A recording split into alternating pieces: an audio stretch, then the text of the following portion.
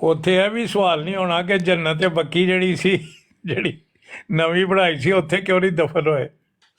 ਉੱਥੇ ਕਈ ਸਵਾਲ ਹੋਣੇ ਨੇ ਇਹੋ ਜਿਹੇ। ਤੋਬਾ ਅਸਤਗਫਾਰ। ਦੇਖੋ ਜੀ, ਇਹਨਾਂ ਨੂੰ ਕਹੋ ਕਤਬਾ ਜਿਹੜਾ ਹੈ ਉਹਨਾਂ ਦੇ ਵਾਲਦ ਦੇ ਉੱਤੇ ਵਫਾਤ ਦਾ ਲਿਖੀ ਹੈ ਤਰੀਕ, ਉਹ ਤੇ ਉਹਦੀ ਫੋਟੋ ਤੇ ਜੰਬਾ ਸਾਹਿਬ ਦੇ ਪਾਸਪੋਰਟ ਦੀ ਫੋਟੋ ਵਹਾ ਦੇਣ, ਸਾਰਾ ਕਲੀਅਰ ਹੋ ਜਾਂਦਾ ਤੁਹਾਨੂੰ ਸਾਹਮਣੇ। ਨਾ ਕਤਬਾ ਮੈਂ ਤੁਸੀਂ ਪਾਸਪੋਰਟ ਦੀ ਤਰੀਕ ਨੂੰ ਕੀ ਕਰਨਾ ਹੈ? ਤੁਸੀਂ ਕੋਈ ਹੋਰ ਗੱਲ ਕਰੋ ਕਿ ਤੁਸੀਂ ਹੁਣ ਪਾਸਪੋਰਟ ਦੇ ਮਗਰ ਪੈ ਗਏ ਹੋ। ਸਾਂ ਕੀ ਪਾਸਪੋਰਟ ਨੂੰ ਕਰਨਾ ਹੈ? ਭਾਈ ਬਾਪ 5.5 ਸਾਲ ਪਹਿਲਾਂ ਫੌਤ ਹੋਏ ਤੇ ਬੱਚਾ 5.5 ਸਾਲ ਬਾਅਦ ਪੈਦਾ ਹੋਏ ਤਾਂ ਉਹਨੂੰ ਕੀ ਆਖੋਗੇ?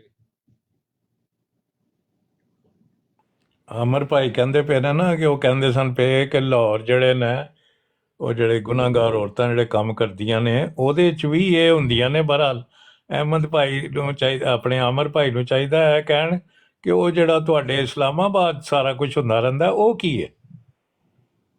ਚੌਹਾਨ ਸਾਹਿਬ ਥੱਲੇ ਮੇਰੇ ਹਾਲ ਚਲੇ ਗਏ ਨਹੀਂ, ਉਹਨਾਂ ਦੀ ਕਾਲ ਆਈ ਸੀ, ਕਾਲ ਡਰਾਪ ਹੋ ਗਈ ਉਹਨਾਂ ਦੀ। ਵੇਖੀ ਕਿ ਕਾਲ ਪਾਈ ਨਹੀਂ ਤਾਂ ਕਿੰਨੀ।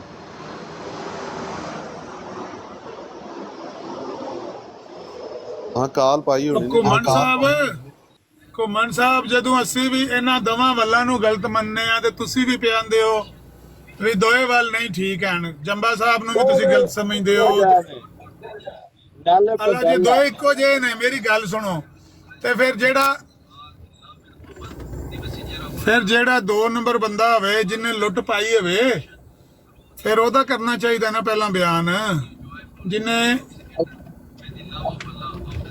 ਇੱਥੇ ਲੁੱਟ ਕੇ ਤੇ ਅੰਨੀ ਪਾਈ ਹੋਵੇ, ਗੱਡੀਆਂ ਤੇ ਕੋਠੀਆਂ ਤੇ ਮਾਲ ਤੇ ਜੋ ਕੋਈ ਲੱਟਾ ਪੱਟਾ ਬਣਾਇਆ, ਇਹਨਾਂ ਤਾਂ ਬਣਾਇਆ ਕੱਖ ਨਹੀਂ ਹੈ।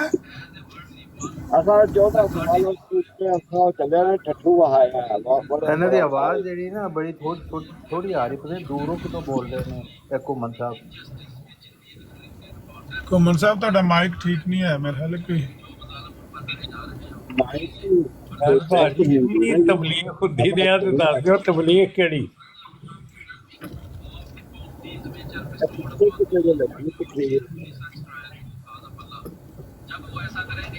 ਤਕਰੀਰ ਮੇਰੇ ਪਿੱਛੇ ਲੱਗੀ, ਮੈਂ ਇਹਨੂੰ ਮਾਈਕ ਮਿਊਟ ਕਰ। ਨਹੀਂ ਫੈਜ਼ ਭਾਈਆਨ ਲਿਖਦੇ ਪਏ ਨੇ ਹਾਂਜੀ ਕਿ ਤਬਲੀਗ ਕੀਤੀ ਉਹਨਾਂ ਨੇ। ਕਿਹੜੀ ਤਬਲੀਗ? मौलवी ने आ खाओ समोसे करो याशिया, चलो चलिए इकट्ठे होके एक गड्डी 4 बंदे बह जान, 3 नाल हो जाए, अगली बारी दूसरा हो जाएगा। ਮਸੂਦ ਸਾਹਿਬ ਉਹਨਾਂ ਨੇ ਤੁਸੀਂ ਸਵਾਲ ਪੂਰਾ ਵੇਖਿਆ ਨਹੀਂ ਕਿ at the day of and ਜਿਹੜਾ ਹੋਣਾ ਨਾ, ਸਵਾਲ 2 ਹੀ ਹੋਣੇ ਨੇ। ਇੱਕ ਚੰਦਾ ਦਿਆ ਤਾਂ ਤੇ ਦੂਸਰਾ ਤਬਲੀਗ ਕੀ ਥੀ। ਸਿਰਫ ਇਹ 2 ਸਵਾਲ ਹੋਣੇ ਨੇ। ਉਹੀ ਮੈਂ ਕਹਿ ਰਿਹਾ, ਉਹ ਸਮਝਦੇ ਪਏ ਨੇ ਫੈਜ਼ ਭਾਈ। ਨਹੀਂ ਦੇਖੋ, ਇਹ ਕਾਲੋਂ ਸਾਹਿਬ ਨੇ ਜਦੋਂ ਇਹ ਦੱਸਿਆ ਨਾ ਕਿ ਜੀ ਇਹ 2 ਸਵਾਲ ਹੋਣਗੇ, ਤਾਂ ਉਹਨਾਂ ਦਾ ਰੈਫਰੈਂਸ ਕੀ ਹੈ? ਕੋਈ ਬੰਦਾ ਖਾਬ 'ਚ ਆ ਕੇ ਉਹਨਾਂ ਨੂੰ ਦੱਸ ਰਿਹਾ। ਯਾਨੀ ਜਿਹੜੀ ਤਾਲੀਮ ਕੁਰਾਨ ਮਜੀਦ 'ਚ ਹੈ, ਜਿਹੜੀ ਹਜ਼ਰਤ ਮੁਹੰਮਦ ਸੱਲੱਲਾਹੁ ਅਲੈਹਿ ਵਸੱਲਮ ਦੀ ਤਾਲੀਮ ਹੈ, ਅਸੀਂ ਉਹ ਦੇਖਣੀ ਕਿ ਕੋਈ ਬੰਦਾ ਤੁਹਾਡੇ ਖਾਬ 'ਚ ਕੋਈ ਕਿਸੇ ਨੂੰ ਦੱਸ ਰਿਹਾ ਆ ਕੇ, ਉਹ ਫਿਰ ਸਾਡੇ ਲਈ ਦੀਨ ਹੋ ਗਿਆ। ਮਤਲਬ ਅਜੀਬ ਇਹਨਾਂ ਦੀਆਂ ਕਹਾਣੀਆਂ ਹੈ ਮਿਰਜ਼ਾਈਆਂ ਦੀਆਂ। ਦੇਖੋ ਜੀ, ਸਭ ਤੋਂ ਵੱਡੀ ਗੱਲ ਤਾਂ ਇਹ ਵੇ ਕਿ ਇਸਲਾਮ ਜਿਨ੍ਹਾਂ ਨੇ ਕਬੂਲ ਕੀਤਾ, ਜਿਹੜੇ ਸੁਹਾਬਾ ਸਨ ਉਸ ਵਕਤ, ਉਹਨਾਂ ਨੇ ਤਾਂ ਇਹੋ ਜਿਹਾ ਕੋਈ ਜ਼ਿਕਰ ਕੀਤਾ ਹੀ ਨਹੀਂ ਕਦੀ। ਕਦੀ ਕੋਈ ਜ਼ਿਕਰ ਨਹੀਂ ਹੋਇਆ। ਅਚਾਨਕ ਇੰਨੇ ਸਾਲਾਂ ਬਾਅਦ ਇਹ ਸ਼ੈਤਾਨੀਅਤ ਕਿੱਧਰੋਂ ਆਈ? ਬਿਲਕੁਲ ਸੋਚਣ ਵਾਲੀ ਗੱਲ ਨਹੀਂ, ਕਿਉਂਕਿ ਚੰਦੇ ਵਜ੍ਹਾ ਨਾਲ ਹੀ ਤਾਂ ਯਾਸ਼ੀ ਚੱਲਦੀ ਹੈ। ਇਸ ਵਜ੍ਹਾ ਨਾਲ ਚੀਜ਼ਾਂ ਤੇ ਲੱਭ ਲੈਂਦੇ ਨਾ ਇੱਧਰੋਂ ਉੱਧਰੋਂ 2 ਇੱਕ ਗੱਲ। ਲੇਕਿਨ ਗੱਲ ਹੈ ਵੇ ਕਿ ਮੁਕੰਮਲ ਸ਼ੈਤਾਨੀਅਤ ਜਿਹੜੀ ਹੈ ਇਹ ਕਿਸ ਤਰ੍ਹਾਂ ਪੈਦਾ ਹੋਈ? ਇਹਨੂੰ ਤੇ ਅੰਗਰੇਜ਼ ਨੇ ਪੈਦਾ ਕੀਤਾ ਨਾ। ਇਹ ਤੇ ਅਸੀਂ ਸਾਰੇ ਸਹੀ ਸਮਝਦੇ ਆ, ਇਹ ਵੀ ਸਮਝਦੇ ਨਾ। ਨਹੀਂ ਦੇਖੋ ਨਾ, ਕੁਰਾਨ ਮਜੀਦ 'ਚ ਤੇ ਸਾਫ਼ ਅੱਲਾਹ ਤਾਲਾ ਨੇ ਫਰਮਾਇਆ ਵਲ ਅਸਰ ਇਨਲ ਇਨਸਾਨ ਲਫੀ ਖੁਸਰ। ਹਰ ਜ਼ਮਾਨੇ ਦਾ ਇਨਸਾਨ ਘਾਟੇ 'ਚ, ਸਿਵਾਏ ਇਹਨਾਂ ਲੋਕਾਂ ਤੇ ਜਿਨ੍ਹਾਂ ਨੇ ਈਮਾਨ ਲਿਆਏ ਔਰ ਈਮਾਨ ਦੇ ਮੁਨਾਸਬੇ ਹਾਲ ਅਮਲ ਕੀਤੇ, ਤੇ ਉਹਦੇ ਇਲਾਵਾ ਸਾਰੇ ਘਾਟੇ 'ਚ ਨੇ। ਤੇ ਇਹਨਾਂ ਨੇ ਨਵੇਂ ਮਿਆਰ ਕਾਇਮ ਕਰ ਦਿੱਤੇ ਨੇ ਕਿ ਜੀ ਸਾਡੇ ਖਾਬ 'ਚ ਇਹ ਚੀਜ਼ ਆਈ ਹੈ, ਇੱਕ ਬੰਦਾ ਉੱਤੋਂ ਬਾਹਰੋਂ ਹੋ ਕੇ ਆਇਆ। ਤੇ ਉਹ ਚੀਜ਼ਾਂ ਜ਼ਾਹਿਰ ਉਹੀ ਨੇ ਜਿਹੜੀਆਂ ਉਹਨਾਂ ਦੇ ਫਾਇਦੇ 'ਚ ਨੇ। ਦੇਖੋ ਜੀ, ਸਿੱਧੀ ਜੀ ਗੱਲ ਹੈ, ਆਲਮ ਇਸਲਾਮ 'ਚ ਤੁਸੀਂ ਜਿੱਥੇ ਵੀ ਚਲੇ ਜਾਓਗੇ, ਸਵਾਏ ਸਬ ਕੰਟੀਨੈਂਟ ਦੇ ਜਾਂ ਚੰਦ ਇੱਕ ਅਫਰੀਕਾ ਦੇ ਮੁਲਕਾਂ ਦੇ, ਕੋਈ ਇਹਨਾਂ ਨੂੰ ਜਾਣਦਾ ਵੀ ਨਹੀਂ ਸਹੀ ਤਰ੍ਹਾਂ। ਅਗਰ ਕਿਸੇ ਮੁਸਲਮਾਨ ਨੂੰ ਕਹੋ ਨਾ ਬਾਕੀ ਇਲਾਕਿਆਂ 'ਚ ਕਿ ਇਹੋ ਜਿਹੇ ਲੋਕ ਐਗਜ਼ਿਸਟ ਕਰਦੇ ਨੇ, ਉਹ ਪਹਿਲਾਂ ਬੜਾ ਹੈਰਾਨ ਹੋਏਗਾ। ਕੋਈ ਇੱਕ ਅੱਧਾ ਹੁੰਦਾ ਜਿਹਨੂੰ ਨਹੀਂ ਪਤਾ ਹੁੰਦਾ ਨਾ, ਤੇ ਉਹ ਬੜਾ ਹੈਰਾਨ ਹੋਏਗਾ ਔਰ ਬਾਅਦ 'ਚ ਕਹੇਗਾ ਹੈ ਐਸੇ ਲੋਕ ਵੀ ਹਨ, ਉਹਨਾਂ ਨੇ ਇਸ ਤਰ੍ਹਾਂ ਦੇ ਦਾਅਵੇ ਕੀਤੇ ਨੇ। ਯਾਨੀ ਬੇਇੰਤਹਾ ਮੁਸਲਮਾਨਾਂ ਨੂੰ ਇਹਨਾਂ ਦਾ ਪਤਾ ਹੀ ਕੋਈ ਨਹੀਂ। ਇਹ ਕੈਸੀ ਜਮਾਤ ਹੈ ਜਿਹੜੀ ਫੈਲੀ ਇੰਨੀ ਹੈ, ਜਿਸ ਤਰ੍ਹਾਂ ਇਹਨਾਂ ਦੇ ਅਕਾਬਰੀਨ ਕਹਿੰਦੇ ਰਹਿੰਦੇ ਨੇ ਬਹੁਤ ਫੈਲ ਰਹੇ ਹਾਂ, ਸਾਡੀ ਬੜੀ ਤਰੱਕੀ ਹੋ ਰਹੀ ਹੈ, ਅਸੀਂ ਬਹੁਤ ਫੈਲ ਰਹੇ ਹਾਂ, ਸੱਚਾਈ ਸਾਹਮਣੇ ਆ ਰਹੀ ਹੈ। ਇਹ ਕਿਹੜੀ ਸੱਚਾਈ ਹੈ ਜਿਹੜੀ ਆਲਮੇ ਇਸਲਾਮ ਦੇ ਮੈਜੋਰਿਟੀ ਲੋਕਾਂ ਨੂੰ ਪਤਾ ਹੀ ਨਹੀਂ ਹੈ ਕਿ ਕੌਣ ਨੇ ਔਰ ਕੀ ਇਹਨਾਂ ਦੇ ਕਲੇਮ ਹੈ। ਫਿਰ ਉੱਥੇ ਖਾਮੋਸ਼ ਵੀ ਰਹਿੰਦੇ ਨੇ, ਇਹੋ ਜਿਹੀਆਂ ਮਹਿਫਲਾਂ 'ਚ ਚੁੱਪ ਰਹਿੰਦੇ ਨੇ ਕਿ ਕਿਸੇ ਨੂੰ ਪਤਾ ਨਾ ਚੱਲ ਜਾਏ ਕਿਤੇ। ਯਾਰ ਇਸ ਤੋਂ ਵੱਧ ਕੇ ਕੀ ਹੋ ਸਕਦਾ ਹੈ ਕਿ ਜਿਹਨੂੰ ਕਿਹਾ ਜਾਏ ਕਿ 400 BC ਚਲਾਕੀ, ਮਕਾਰੀ, ਅਯਾਰੀ, ਬੇਈਮਾਨੀ, ਧੋਖਾ, ਦੀਨ ਦਾ ਕੋਈ ਲੈਣ ਦੇਣ ਹੀ ਨਹੀਂ, ਬਸ ਇੱਕ ਜ਼ੇਨ ਬਣਾ ਲਿਆ ਦਾ ਕਿ ਅਸੀਂ ਇਹ ਜਮਾਤ ਦੇ ਨਾਲ ਮੁਨਸਲਿਕ ਆ ਆਪਣੇ ਫਾਇਦੇ ਵਾਸਤੇ। ਅੱਲਾ ਮਾਫ ਕਰੇ। ਨਹੀਂ, ਜਮਾਤ ਦੇ ਕੁਝ ਬੰਦੇ ਤੇ ਜਿਹੜੇ ਨਾ ਚਾਹ ਵੀ ਪੀ ਕੇ ਆਉਂਦੇ ਨੇ ਅੱਲਾ ਪਾਕ ਨਾਲ, ਉੱਥੇ ਜੰਨਤ ਦੀ ਸੈਰ ਵੀ ਕਰਕੇ ਆਉਂਦੇ ਨੇ। ਕਿਉਂ ਜੀ ਚੌਹਾਨ ਸਾਹਿਬ, ਇਹ ਕੀ ਮਾਮਲਾ ਹੈ? ਸੈਰ ਕਰਕੇ ਆਉਂਦੇ ਆਉਂਦੇ ਨਹੀਂ, ਅਸੀਂ ਤੇ ਸੈਰ ਵੀ ਕਰਕੇ ਆਉਂਦੇ ਹਾਂ, ਤੇ ਅਸੀਂ ਤੇ ਜਨਾਬ ਰੱਬ ਨਾਲ ਚਾਹ ਵੀ ਪੀ ਕੇ ਆਏ ਹਾਂ, ਤੇ ਜਨਾਬ ਨਹੀਂ ਉਹ ਤੇ ਮੇਰੇ ਖਿਆਲ ਮੁਲਾਕਾਤ ਕਰਕੇ ਆਉਂਦੇ ਹਾਂ। ਉਹ ਜ਼ਾਹਿਰ ਜਿਹੜਾ ਹੈ ਨਾ ਜਰਮਨੀ ਤੋਂ ਜਿਹੜਾ ਜਿਹਨੇ ਪ੍ਰੋਫਿਟ ਹੋਣ ਦਾ ਦਾਅਵਾ ਕੀਤਾ ਵੀ ਇਹੀ ਹੈ। ਹਾਂ, ਉਹਨੇ ਇਹ ਵਾਲੀਆਂ ਗੱਲਾਂ ਕੀਤੀ ਜੀ, ਮੈਂ ਆਪਣੇ ਖੁਦਾ ਕੋਲ ਜਾਣਾ ਹੈ। ਚੀਮਾ ਸਾਹਿਬ ਵਾਲੇ ਪ੍ਰੋਫਿਟ ਨਹੀਂ ਹੋਏ ਆ?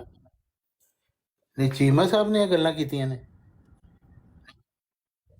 ਚੀਮਾ ਸਾਹਿਬ ਵੀ ਉਹ ਤੇ ਜਨਾਬ ਬੜੀ ਉਹ ਤੇ ਜਨਤਾ ਦੀਆਂ ਸੈਰਾਂ ਕਰਕੇ ਆਏ ਜੇ, ਤੇ ਪਤਾ ਨਹੀਂ ਕਿਤੇ ਕਿਤੇ ਹੋ ਆਏ ਜੇ। ਅੱਛਾ, ਨਹੀਂ ਉਹ ਨਾ ਸਾਖਤ ਖਾਨ ਸਾਹਿਬ ਆਇਆ ਵੇ ਕਿ ਮੈਂ ਚਾਹ ਪੀ ਕੇ ਆਇਆ। ਅੱਛਾ, ਉਹ ਚਾਹ ਉਹਨਾਂ ਪੀਤੀ, ਇਹਨਾਂ ਨੂੰ ਫਿਰ ਚਾਹ ਨਹੀਂ ਨੇ ਪਿਆਈ ਚੀਮਾ ਸਾਹਿਬ। ਉਹਨਾਂ ਨੇ ਇਹ ਵੀ ਆਖਿਆ ਨਾ ਕਿ ਮਿਰਜ਼ਾ ਸਾਹਿਬ ਮੇਰੇ ਹੱਥ ਤੇ ਬੈਤ ਹੋ ਗਏ ਨੇ, ਤੇ ਨਵ ਚਾਹੀਦਾ ਹਲੀਫਾ ਨੂੰ ਵੀ ਮੇਰੇ ਹੱਥ ਤੇ ਬੈਤ ਹੋਏ। ਉਹਨੇ ਇਹ ਵੀ ਤੇ ਗੱਲ ਕੀਤੀ ਹੈ, ਪੂਰੀ ਗੱਲ ਕਰੋ ਨਾ।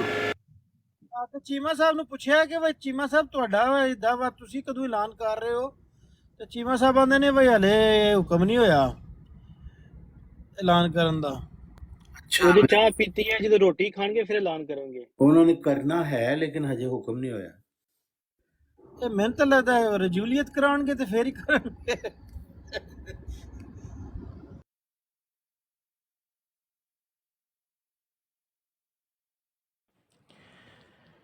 ਸੱਚਾਈ ਜਦੋਂ ਮਾਂ ਪਰਵੇਜ਼ ਸਾਹਿਬ ਜਿੱਦਾਂ ਮੇਰੇ ਹੱਥੀ ਚੜ ਗਿਆ, ਉਹਨਾਂ ਵੀ ਜੰਬਾ ਸਾਹਿਬ ਅੱਗੇ ਲੱਗ ਗਿਆ।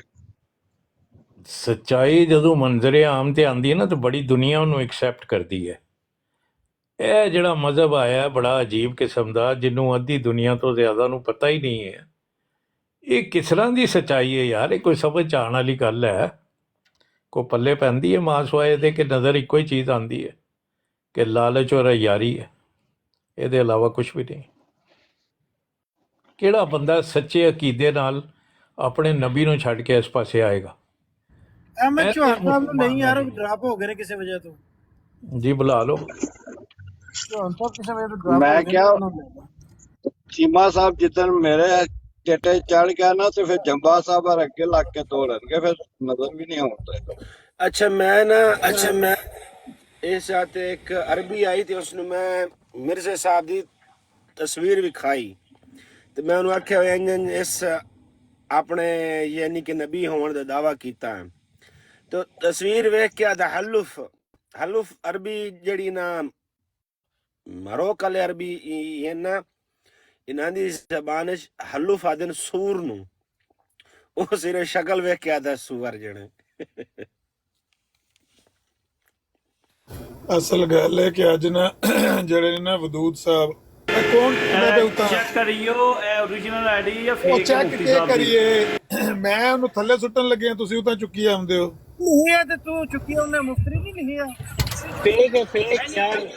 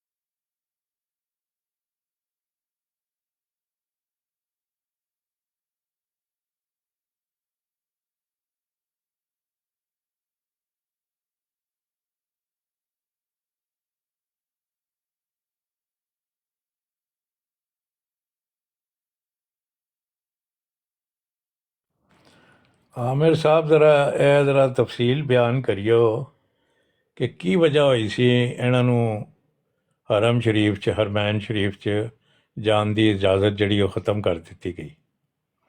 ਇਹਨਾਂ ਦਾ ਕਿਸ ਤਰ੍ਹਾਂ ਪਤਾ ਲੱਗਾ ਸੀ ਤੇ ਕੀ ਹੋਇਆ ਸੀ? ਪਲੀਜ਼ ज़रा ਯਾਦ ਕਰਿਓ, ਤੁਹਾਡੀ ਨਵਾਜ਼ਿਸ਼ ਹੋਏਗੀ।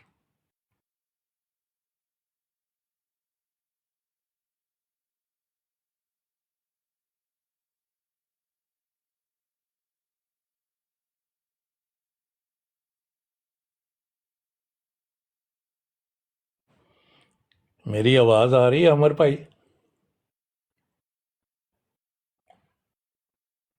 थोड़ी आवाज आ रही है लेकिन आई थिंक आमिर भाई से बिजीनेस ਬਿਜ਼ੀ ਹੋ ਗਏ ਹੋਣੇ। ਚਲੋ ਕੋਈ ਨਹੀਂ, ਠਹਿਰ ਕੇ ਆ वो ਜਾਂਦੇ। आ जाएंगे। ਅਗਰ ਇਹਦੇ ਬਾਰੇ ਤੁਸੀਂ ਕੁਝ ਕਹਿ ਸਕਦੇ ਹੋ ਦੱਸੋ ਕਿ ਇਹਨਾਂ ਨੂੰ ਹਰਮੈਨ ਸ਼ਰੀਫ 'ਚ ਜਾਣ ਦੀ ਇਜਾਜ਼ਤ ਕਦੋਂ ਔਰ ਕਿਉਂ ਬੰਦ ਕੀਤੀ ਗਈ? मेरे को इन्फॉर्मेशन को नहीं जे 74 ਤੋਂ ਬਾਅਦ ਕੀਤੀ ਗਈ ਮੇਰਾ ਖਿਆਲ ਹੈ। ਹਾਲ ਤੇ ਮੇਰਾ ਵੀ ਇਹੀ ਹੈ, ਲੇਕਿਨ ਇਹਦੇ ਪਿੱਛੇ ਕੋਈ ਰੀਜ਼ਨ ਵੀ ਹੋਣਗੇ ਨਾ ਕਿ ਕੀ ਰੀਜ਼ਨ ਸਨ, ਕੀ ਵਜ੍ਹਾ? 74 ਦੀ ਕਾਰਵਾਈ ਤੋਂ ਬਾਅਦ ਫਿਰ ਮੇਰਾ ਖਿਆਲ ਹੈ 200 ਇਸਲਾਮੀ ਉਲਮਾ ਸਨ ਜਿਹੜੇ ਉਹਨਾਂ ਦਾ ਫਤਵਾ ਸੀ ਕਿ ਇਹ ਫੈਸਲਾ ਸਹੀ ਆਇਆ ਤੇ ਉਹ ਫਿਰ ਸਾਊਦੀ ਹਕੂਮਤ ਨੂੰ ਡਿਲੀਵਰ ਕੀਤਾ ਗਿਆ ਔਰ ਸਾਊਦੀ ਹਕੂਮਤ ਨੇ ਵੀ ਉਸ ਨਾਲ ਐਗਰੀ ਕਰਕੇ ਤੇ ਇਹਨਾਂ ਨੂੰ ਉਹਨਾਂ ਦਾ ਦਾਖਲਾ ਉੱਥੇ ਬੰਦ ਕਰ ਦਿੱਤਾ। ਮੇਰੀ ਇਨਫੋਰਮੇਸ਼ਨ ਮੇਰੇ ਕੋਲ ਆਮਰ ਭਾਈ ਕੋਲ ਸ਼ਾਇਦ ਜ਼ਿਆਦਾ ਇਨਫੋਰਮੇਸ਼ਨ ਸੀ। ਮੈਂ ਇਸੇ ਮਾਰਿਆਂ ਇਹ ਗੱਲ ਸ਼ੁਰੂ ਕੀਤੀ ਹੈ ਕਿ ਇਹਦਾ ਅਮਰ ਭਾਈ ਜਦੋਂ ਸਹੀ ਫੈਸਲਾ ਦੇਣਗੇ ਨਾ ਕਿ ਕੀ ਹੋਇਆ ਦਾ, ਜਦੋਂ ਸਾਡੇ ਸਾਰਿਆਂ ਦਾ ਮੈਂ ਨੀਚੇ ਉਤਰ ਗਿਆ ਸੀ ਗਾੜੀ ਤੋਂ। ਕੀ ਗੱਲ ਪੇ ਕਰਦੇ ਹੋ ਰਾਜਾ ਸਾਹਿਬ? ਅਮਰ ਭਾਈ ਗੱਲ ਇਹ ਹੋ ਰਹੀ ਹੈ ਕਿ ਇਹ ਜਿਹੜਾ ਇਹਨਾਂ ਨੂੰ ਹਰਮੈਨ ਸ਼ਰੀਫ 'ਚ ਦਾਖਲਾ ਇਹਨਾਂ ਦਾ ਬੰਦ ਹੈ, ਉਹਦੀ ਮੇਨਲੀ ਵਜ੍ਹਾ ਕੀ ਹੋਈ ਸੀ? ਕਿਉਂ ਇਹ ਕਨਫਰਮ ਕੀਤਾ ਗਿਆ ਸੀ ਕਿ ਇਹ ਨਹੀਂ ਆ ਸਕਦੇ ਹਰਮੈਨ ਸ਼ਰੀਫ ਦੇ ਵਿੱਚ? ਨਹੀਂ, ਜਿਹੜਾ ਪਾਕਿਸਤਾਨ ਨੇ 74 ਚ ਦਿੱਤਾ ਹੈ ਨਾ ਸਤੰਬਰ ਚ ਫੈਸਲਾ, ਇਹ ਫੈਸਲਾ ਉਹਨਾਂ ਦੀ ਉਲਮਾ ਕੌਂਸਲ ਨੇ ਦਿੱਤਾ ਸੀ ਮੇਰੇ ਖਿਆਲ ਅਪ੍ਰੈਲ ਦੇ ਮਹੀਨੇ ਚ। ਇਹਦੇ ਤੋਂ ਕੋਈ 6-7 ਮਹੀਨੇ ਪਹਿਲੇ ਫੈਸਲਾ ਦੇ ਦਿੱਤਾ ਸੀ ਉਹਨਾਂ ਦੀ ਉਲਮਾ ਕੌਂਸਲ ਨੇ। ਐਗਜ਼ੈਕਟਲੀ ਮੈਨੂੰ ਨਹੀਂ ਪਤਾ ਕਿੰਨੇ ਨੰਬਰ ਸੀ ਉਲਮਾ ਦੇ, ਲੇਕਿਨ ਉਹ ਕੁਝ ਉਲਮਾ 200 ਦੇ ਕਰੀਬ ਉਲਮਾ ਦੀ ਉਹ ਕੌਂਸਲ ਸੀ। ਉਹਨਾਂ ਨੇ ਇਹਨਾਂ ਨੂੰ ਉੱਥੇ ਸਾਊਦੀਆ ਦੇ ਵਿੱਚ ਕਾਫਰ ਕਰਾਰ ਦੇ ਦਿੱਤਾ ਸੀ ਔਰ ਉਹਨਾਂ ਨੇ ਕਹਿਤਾ ਸੀ ਕਿ ਇਹਨਾਂ ਨੂੰ ਇੱਥੇ ਦਾਖਲ ਨਾ ਹੋਣ ਦੇਣਾ, ਕਿਉਂਕਿ ਇੱਕ ਮਦਈਏ ਨਬੂਵਤ ਦੇ ਪੈਰੋਕਾਰ ਨੇ। ਅਸਲ ਗੱਲ ਇਹ ਇਹ ਇੱਕ ਕਾਫੀ ਲੰਬਾ ਸਿਲਸਿਲਾ ਹੈ।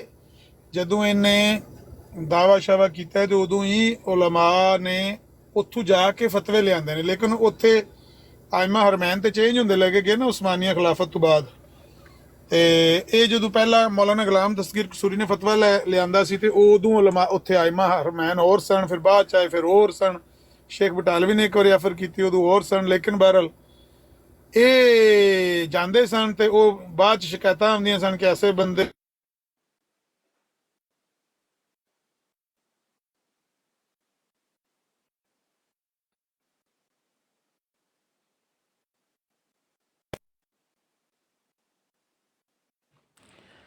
ਜੀ ਹਾਂ, ਆਵਾਜ਼ ਨਹੀਂ ਆ ਰਹੀ ਅਮਰ ਭਾਈ ਤੁਹਾਡੀ।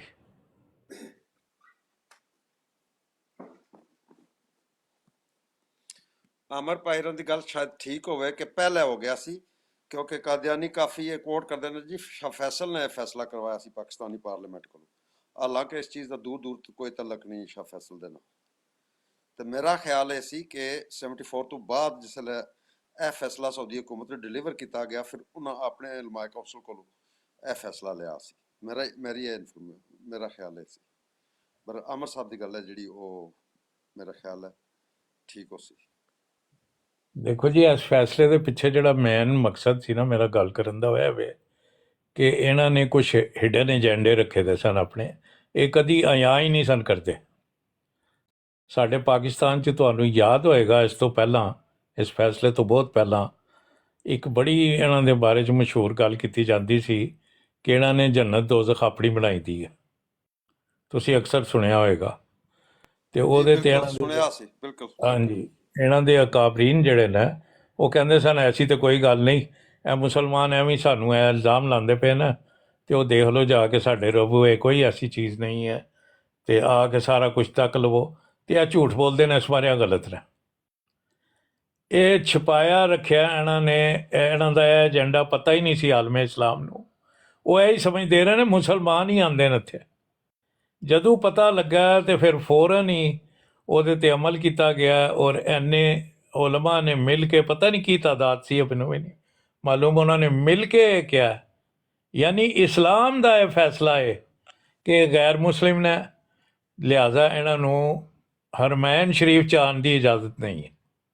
ਹੁਣ ਵੀ ਚੋਰੀ ਜਾਂਦੇ ਨੇ, ਹੁਣ ਵੀ ਚੋਰੀ ਜਾਂਦੇ। 200 ਅਲਮਾਰ ਹਾਂ, ਇਹ ਨਹੀਂ ਪਤਾ ਕਿੰਨੇ ਸਨ, ਲੇਕਿਨ ਇੱਕ ਜਿਹੜਾ ਇੰਨੇ ਉਲਮਾ ਨੇ ਔਰ ਇੰਨੀ ਦੁਨੀਆ ਨੂੰ ਅੱਜ ਵੀ ਇਹਨਾਂ ਦਾ ਨਹੀਂ ਪਤਾ, ਇਹਦੇ ਬਾਵਜੂਦ ਇਹ ਝੂਠੇ ਬਿਆਨ ਕਰਦੇ ਰਹਿੰਦੇ ਨੇ ਬਹਿ ਬਹਿ ਕੇ ਆਪਣੇ ਉਹਨਾਂ ਜਲਸਿਆਂ 'ਚ ਕਿ ਅਸੀਂ ਬੜੀ ਤੇਜ਼ੀ ਨਾਲ ਫੈਲ ਰਹੇ ਹਾਂ, ਸਾਡੀ ਫੈਲਾਓ ਹੀ ਬਹੁਤ ਜ਼ਿਆਦਾ ਹੋ ਗਿਆ। ਇਹ ਸਿਰਫ ਮਕਰੋ ਫਰੇਬ ਤੇ ਕਾਇਮ ਹੈ ਇਹ ਚੀਜ਼, ਤਾਂ ਕਿ ਸਾਡੇ ਜਿਹੜੇ ਲੋਕ ਨੇ ਸਾਨੂੰ ਛੱਡ ਕੇ ਨਾ ਜਾਣ। ਤੁਹਾਨੂੰ ਪਤਾ 35% ਇਹਨਾਂ ਦੀ ਔਲਾਦਾਂ ਹੀ ਇਹਨਾਂ ਨੂੰ UK ਛੱਡ ਕੇ ਜਾ ਰਹੀਆਂ ਨੇ, ਪਤਾ ਜੀ ਇਸ ਗੱਲ ਦਾ। ਉਹ ਜਿਹੜੇ ਉਹਨਾਂ ਨੂੰ ਪਤਾ ਲੱਗਦਾ ਤੇ ਸਾਰਾ ਹੀ ਇੱਕ ਪਖੰਡਬਾਜ਼ੀ ਹੈ। ਉਹ ਬੱਚੇ ਨਹੀਂ ਜੇ ਇਹਨਾਂ ਦਾ ਸਾਥ ਦਿੰਦੇ ਪਏ, ਉਹਨਾਂ ਨੂੰ ਵੀ ਇਹਨਾਂ ਨੇ ਛੁਪਾ ਕੇ ਰੱਖਿਆ ਦਾ ਇਸ ਚੀਜ਼ ਨੂੰ ਵੀ। ਮਸੂਦ ਖੁਦਾ ਸਾਹਿਬ ਦਾ ਖੌਫ ਕਰਨਾ ਚਾਹੀਦਾ, ਇਹਨਾਂ ਨੂੰ ਸੋਚਣਾ ਚਾਹੀਦਾ। ਮਸੂਦ ਸਾਹਿਬ ਗੱਲ ਇਹ ਵੇ ਕਿ ਮੇਰੇ ਕੋਲ ਫਿਗਰ ਤਾਂ ਨਹੀਂ ਹਨ ਕਿ ਕਿਤਨੇ ਪਰਸੈਂਟ ਇਹਨਾਂ ਨੇ ਔਲਾਦਾਂ ਨੂੰ ਛੋੜ ਕੇ ਜਾ ਰਹੀਆਂ ਹਨ, ਮਗਰ ਮੈਂ ਖੁਦ UK ਵਿੱਚ ਹਾਂ, ਔਰ UK ਦੇ ਜਿਹੜਾ ਬੰਦਾ ਪੜ੍ਹਿਆ ਹੁੰਦਾ ਨਾ, ਜਾਂ ਜਿਹੜੇ UK ਦੇ ਜਿਹੜੇ ਬੰਦੇ ਇੱਕ ਇੰਡੀਪੈਂਡੈਂਟ ਥਿੰਕਰ ਟਾਈਪ ਬੱਚੇ, ਇੱਥੇ ਪੜ੍ਹੇ ਲਿਖੇ ਬੱਚੇ ਉਹਨਾਂ ਦੀ ਮੈਂ ਗੱਲ ਕਰ ਰਿਹਾ। ਹਾਲਾਂ UK ਵਿੱਚ ਲੋਕਾਂ ਦੇ ਬੱਚੇ ਖਰਾਬ ਵੀ ਬਹੁਤ ਹੋ ਗਏ ਨੇ ਔਰ ਗਲਤ ਕੰਮਾਂ 'ਚ ਬਹੁਤ ਜ਼ਿਆਦਾ ਪਏ ਨੇ। ਮੈਂ ਉਹਨਾਂ ਦੀ ਨਹੀਂ ਗੱਲ ਕਰਦਾ, ਮੈਂ ਉਹਨਾਂ ਦੀ ਗੱਲ ਕਰਦਾ ਜਿਹੜੇ ਕਿ ਤਾਲੀਮ ਵਿੱਚ ਨੇ ਜਾਂ ਕੋਈ ਸੋਚ ਰੱਖਦੇ ਨੇ। ਉਹ ਬੱਚੇ ਜਿਹੜੇ ਉਹ ਇਹਨਾਂ ਦੀ ਖਾਲੀ ਚੰਦੇ ਦੀ ਕਨਸੈਪਟ ਹੈ ਨਾ ਜਿਹੜੀ, ਉਸ ਨੂੰ ਦੇਖ ਕੇ ਨਸ ਜਾਂਦੇ ਸਨ, ਕਿਉਂਕਿ UK ਦਾ ਜਿਹੜਾ ਇੱਕ ਵੇ ਆਫ ਥਿੰਕਿੰਗ ਹੈ ਉਹ ਅਸੀਂ ਜਾਣਦੇ ਹਾਂ। ਜਿਹੜਾ ਬੱਚਾ ਇੱਥੇ ਯੂਨੀਵਰਸਿਟੀ ਵਿੱਚ ਜਾਂਦਾ ਹੈ ਉਸ ਦੇ ਵਿੱਚ ਇੱਕ ਸੋਚ ਦਾ ਮਾਦਾ ਆ ਜਾਂਦਾ। ਇਹ ਜਿਹੜੇ ਹੈ ਨਾ ਇਹਨਾਂ ਦੇ ਉਹ ਜੂਰ ਕਰਦੇ ਨੇ ਕਿ ਇਹ ਤਾਂ ਚੰਦਾ ਬੜਾ ਜ਼ਰੂਰੀ ਹੈ, ਤੇ ਇਹ ਅਸੀਂ ਉਹਨਾਂ ਚੀਜ਼ਾਂ ਨੂੰ ਉਹ ਨਹੀਂ ਮੰਨਦੇ ਨਾ। ਇਹਨਾਂ ਚੀਜ਼ਾਂ ਵਿੱਚ ਕੋਈ ਲੌਜਿਕ ਹੈ,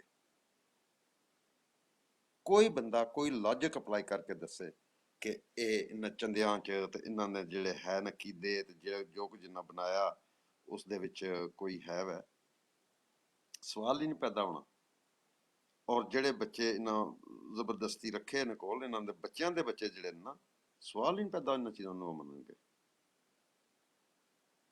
ਬਿਲਕੁਲ ਤੁਹਾਡੀ ਗੱਲ ਦਰੁਸਤ ਹੈ, ਲੇਕਿਨ ਇਹਨਾਂ ਦੇ ਵਿੱਚ ਜਿਹੜੇ ਨਵੇਂ ਨਹੀਂ ਆ ਕੇ ਇਹਨਾਂ ਨੂੰ ਜੁਆਇਨ ਕਰਦੇ, ਜਿਨ੍ਹਾਂ ਨੇ ਨਵੀਆਂ ਅਜ਼ੀਲਾਂ ਲਈਆਂ ਨੇ, ਉਹਨਾਂ ਨੂੰ ਵੀ ਇਹ ਸਾਰੇ ਪੂਰਾ ਸਪੋਰਟ ਕਰਦੇ ਨੇ ਕਿ ਇਹਨਾਂ ਦੇ ਨੇੜੇ ਹੋਣ। ਔਰ ਪਟਣੀ ਦੇ ਵਿੱਚ ਇਹ ਬਹੁਤ ਜ਼ਿਆਦਾ ਗੈਦਰ ਹੋ ਗਏ ਨੇ। ਉਹਦੀ ਵਜ੍ਹਾ ਵੀ ਉਹੀ ਹੈ ਜਿਹੜਾ ਫੌਤ ਹੋ ਗਿਆ ਇਹਨਾਂ ਦਾ ਹਜ਼ੂਰ, ਉਹਨੇ ਇਹ ਬਿਆਨ ਦਿੱਤਾ ਸੀ ਕਿ ਸਾਰੇ ਇੱਥੇ ਗੈਦਰ ਉੱਤੇ ਜਾਓ। ਅੱਜ ਵੀ ਜਾ ਕੇ ਉਹਨਾਂ ਇਲਾਕਿਆਂ 'ਚ ਦੇਖ ਲਓ ਜਿਹੜੇ ਕੱਲ੍ਹ ਪਰਸੋਂ ਜਾਂ ਸਾਲ ਬਾਅਦ ਜਾਂ ਸਾਲ ਪਹਿਲਾਂ ਉੱਥੋਂ ਆਏ ਨੇ ਪਾਕਿਸਤਾਨ ਤੋਂ, ਉਹ ਹੀ ਫਿਰਦੇ ਹੋਣਗੇ ਤੇ ਇਹੋ ਜਿਹੀਆਂ ਗੱਲਾਂ ਕਰਦੇ ਹੋਣਗੇ। ਜਿਹੜੇ ਉੱਥੇ ਪੁਰਾਣੇ ਰਹਿਣ ਵਾਲੇ ਨੇ, ਚਾਹੇ ਉਹ ਅਹਿਮਦੀਆਂ ਦੀਆਂ ਔਲਾਦਾਂ ਨੇ, ਉਹ ਖੁਦ ਕਹਿੰਦੇ ਨੇ ਪਖੰਡਬਾਜ਼ੀ ਹੈ, ਚੋਰ ਬਜ਼ਾਰੀ ਹੈ। ਅਗਰ ਉਹ ਮਜ਼ਹਬ ਨਾ ਵੀ ਕਬੂਲ ਕਰਨ ਨਾ ਕਿ ਸਾਡਾ ਕੋਈ ਮਜ਼ਹਬ ਨਹੀਂ ਹੈ, ਤੇ ਉਹ ਕਹਿੰਦੇ ਨੇ ਸਾਡੇ ਮਾਂ ਪਿਓ ਤੇ ਉਂਝ ਹੀ ਲੁੱਟੇ ਰਹੇ, ਉਹ ਤੇ ਕੰਮ ਹੀ ਪੁੱਠੇ ਕਰਦੇ ਪਏ ਨੇ। ਤੇ ਇਹ ਆਮ ਜੀ ਗੱਲ ਜੇ, ਆਮ ਜ਼ਬਾਨ ਦੇ ਉੱਤੇ ਇਹ ਗੱਲ ਹੁੰਦੀ ਹੈ। ਮਗਰ ਅਫਸੋਸ ਹੈ ਵੇ ਕਿ ਇਹ ਉਸ ਚੀਜ਼ ਨੂੰ ਐਕਸੈਪਟ ਨਹੀਂ ਕਰਦੇ। ਇਹ ਜਿਹੜੇ ਪੁਰਾਣੇ ਬਾਬੇ ਨੇ ਇਹਨਾਂ ਦੇ, ਉਹ ਇਸ ਚੀਜ਼ ਨੂੰ ਐਕਸੈਪਟ ਨਹੀਂ ਕਰਦੇ ਕਿ ਉਹ ਚੰਦਾ ਸਿਸਟਮ ਔਰ ਇਹਨਾਂ ਦੇ ਜਿਹੜੇ ਉਹਦੇ 'ਚ ਫਾਇਦੇ ਨੇ ਉਹ ਖਤਮ ਹੋ ਜਾਂਦੇ ਨੇ। ਜਿਸ ਤਰ੍ਹਾਂ ਇਹ ਗੈਦਰ ਹੋ ਕੇ ਉਹ ਕਹਿੰਦੇ ਸਨ ਨਾ ਵੀ ਮੈਂ ਫਿਰਨ ਜਾਂਦਾ ਹੁੰਦਾ ਸਾਂ, ਮੈਂ ਸੈਰ ਕਰਨ ਜਾਂਦਾ ਸਾਂ ਜਗ੍ਹਾ, ਉਹ ਸਾਰੇ ਤਰੀਕੇ ਇਹਨਾਂ ਦੇ ਬੰਦ ਹੋ ਜਾਂਦੇ ਨੇ। ਉਹ ਬਸ ਚੰਦਾ ਇੱਕ ਦੇ ਦਿੰਦੇ ਨੇ, ਬਾਕੀ ਸਭ ਕੁਝ। ਜਿਹੜਾ ਬੰਦਾ ਇੱਕ ਜੌਬ ਦੇ ਆਹਲ ਨਹੀਂ, ਇਹਨਾਂ ਦਾ ਆਪਣਾ ਬੰਦਾ ਉੱਥੇ ਉਹਨੂੰ ਲਾ ਲੈਂਦਾ, ਲੇਕਿਨ ਉਹਦਾ ਆਹਲ ਨਹੀਂ ਹੁੰਦਾ।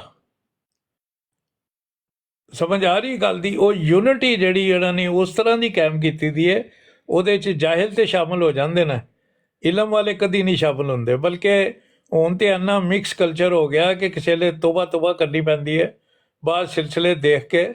ਲੇਕਿਨ ਉਹ ਗੁੰਮਰਾਹੀ ਦੀ ਵਜ੍ਹਾ ਇਸਲਾਮ ਨਹੀਂ ਹੈ, ਉਹ ਗੁੰਮਰਾਹੀ ਦੀ ਵਜ੍ਹਾ ਇਹੋ ਜਿਹੀ ਵਿਗੜੇ ਦੇ ਲੋਕ ਜਿਹੜੇ ਗਲਤ ਤਰੀਕੇ ਨਾਲ ਮਜ਼ਾਹਿਬ ਇਸਤੇਮਾਲ ਕਰਦੇ ਨੇ ਤੇ ਉਹ ਫਿਰ ਉਹ ਪ੍ਰੂਫ ਨਹੀਂ ਸਹੀ ਪੇਸ਼ ਕਰ ਸਕਦੇ ਤੇ ਫਿਰ ਔਲਾਦਾਂ ਜਿਹੜੀਆਂ ਨੇ ਜਾਂ ਉਹ ਬੇਦੀਨੀ ਹੋ ਜਾਂਦੀਆਂ ਨੇ ਜਾਂ ਗੁੰਮਰਾਹ ਹੋ ਜਾਂਦੀਆਂ ਨੇ, ਮਤਲਬ ਹਟ ਜਾਂਦੀਆਂ ਨੇ ਉਸ ਰਾਹ ਤੋਂ।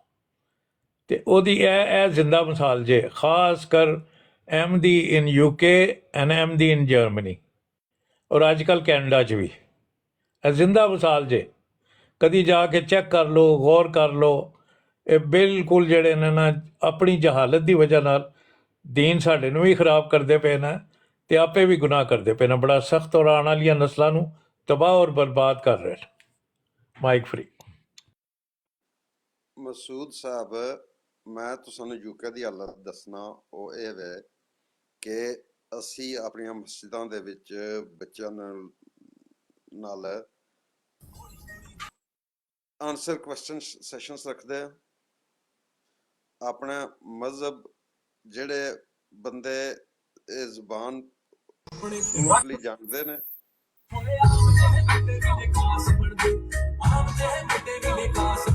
ਖਲੀਫਾ ਬਖਸ਼ ਸਾਹਿਬ ਤੁਸੀਂ ਮਾਈਕ ਮਿਊਟ ਕਰ ਲਓ। ਬਖਸ਼ ਸਾਹਿਬ ਮਾਈਕ ਮਿਊਟ ਕਰ ਲਓ। ਅੱਛਾ, ਇਹਨਾਂ ਨੂੰ ਉੱਤੇ ਕਿਹਨੇ ਲਿਆ? ਅਮਰ ਭਾਈ ਤੁਸੀਂ ਲਿਆ ਜਾਂ ਉਹਨਾਂ ਨੇ ਲਿਆ? ਕਿਹਨੇ ਲਿਆ ਸੀ? ਚਲੋ ਚਲੋ ਠੀਕ ਹੈ ਠੀਕ ਹੈ, ਪਤਾ ਤੇ ਨਹੀਂ ਨਾ ਕੌਣ ਹੁੰਦਾ ਕੌਣ। ਚਲੋ ਚਲੋ ਛੋੜੋ। ਮੈਂ ਮਸੂਦ ਸਾਹਿਬ ਇਹ ਗੱਲ ਕਰ ਰਿਹਾ ਸੀ ਕਿ ਅਸੀਂ ਆਨਸਰ ਸੈਸ਼ਨਸ ਅਸੀਂ ਮੁਖਤਲਿਫ ਮੌਜ਼ੂਆਤ ਤੇ ਬਹਿਸ ਵਾਸਤੇ ਰਖਾਉਂਦੇ ਹਾਂ, ਬੱਚਿਆਂ ਦੀ ਤਾਲੀਮ ਵਾਸਤੇ, ਬੱਚਿਆਂ ਨੂੰ ਮਤਲਬ ਹੈ ਕਿ ਇਸ਼ੂਜ਼ ਨੂੰ ਕਲੈਰੀਫਾਈ ਕਰਨ ਵਾਸਤੇ। ਤਾਂ ਸਾਨੂੰ ਪਤਾ ਹੈ ਕਿ ਸਕੂਲਾਂ, ਕਾਲਜਾਂ, ਯੂਨੀਵਰਸਿਟੀਆਂ ਦੇ ਵਿੱਚ ਮੁਖਤਲਿਫ ਸਵਾਲ ਉਠਾਏ ਜਾਂਦੇ ਨੇ ਔਰ ਇਸਲਾਮ ਉੱਪਰ ਵੀ ਕ੍ਰਿਟਿਸਿਜ਼ਮ ਕਰਨ ਵਾਲੇ ਲੋਕ ਹੀ ਮੌਜੂਦ ਨੇ। ਤੇ ਸਾਡੇ ਇੱਥੇ ਸਪੈਸ਼ਲੀ ਟ੍ਰੇਨਡ ਬੰਦੇ ਨੇ ਮਸਜਿਦਾਂ ਵਿੱਚ ਜਿਹੜੇ ਕਿ ਇਹਨਾਂ ਚੀਜ਼ਾਂ, ਦੋ ਚੀਜ਼ਾਂ ਤੇ ਅਸੀਂ ਗੱਲ ਕਰਵਾਉਂਦੇ ਹਾਂ। ਇੱਕ ਤਾਂ ਆਪਣੀ ਇਸਲਾਮੀ ਤਾਲੀਮ, ਖਤਮੇ ਨਬੂਵਤ, ਔਰ ਦੂਸਰਾ ਅੰਟੀ ਕੀ ਕਹਿੰਦੇ ਨੇ ਉਸਨੂੰ, ਮੇਰੇ ਜ਼ਿਹਨ ਚੋਂ ਹਰਫ ਨਿਕਲ ਗਿਆ, ਕਿ ਬੰਦੇ ਨਾ ਕੋਈ ਟੈਰਰਿਜ਼ਮ ਜਾਂ ਇਸ ਤਰ੍ਹਾਂ ਦੀ ਜਿਹੜੀ ਤਾਲੀਮ ਹੈ ਉਹਦੇ ਵਿੱਚ ਨਾ ਚਲੇ ਜਾਣ। ਇਹ ਜਿਹੜੀਆਂ ਚੀਜ਼ਾਂ ਨਾ ਅਸੀਂ ਖੁਦ ਸਟਰਗਲ ਕਰ ਰਹੇ ਹਾਂ।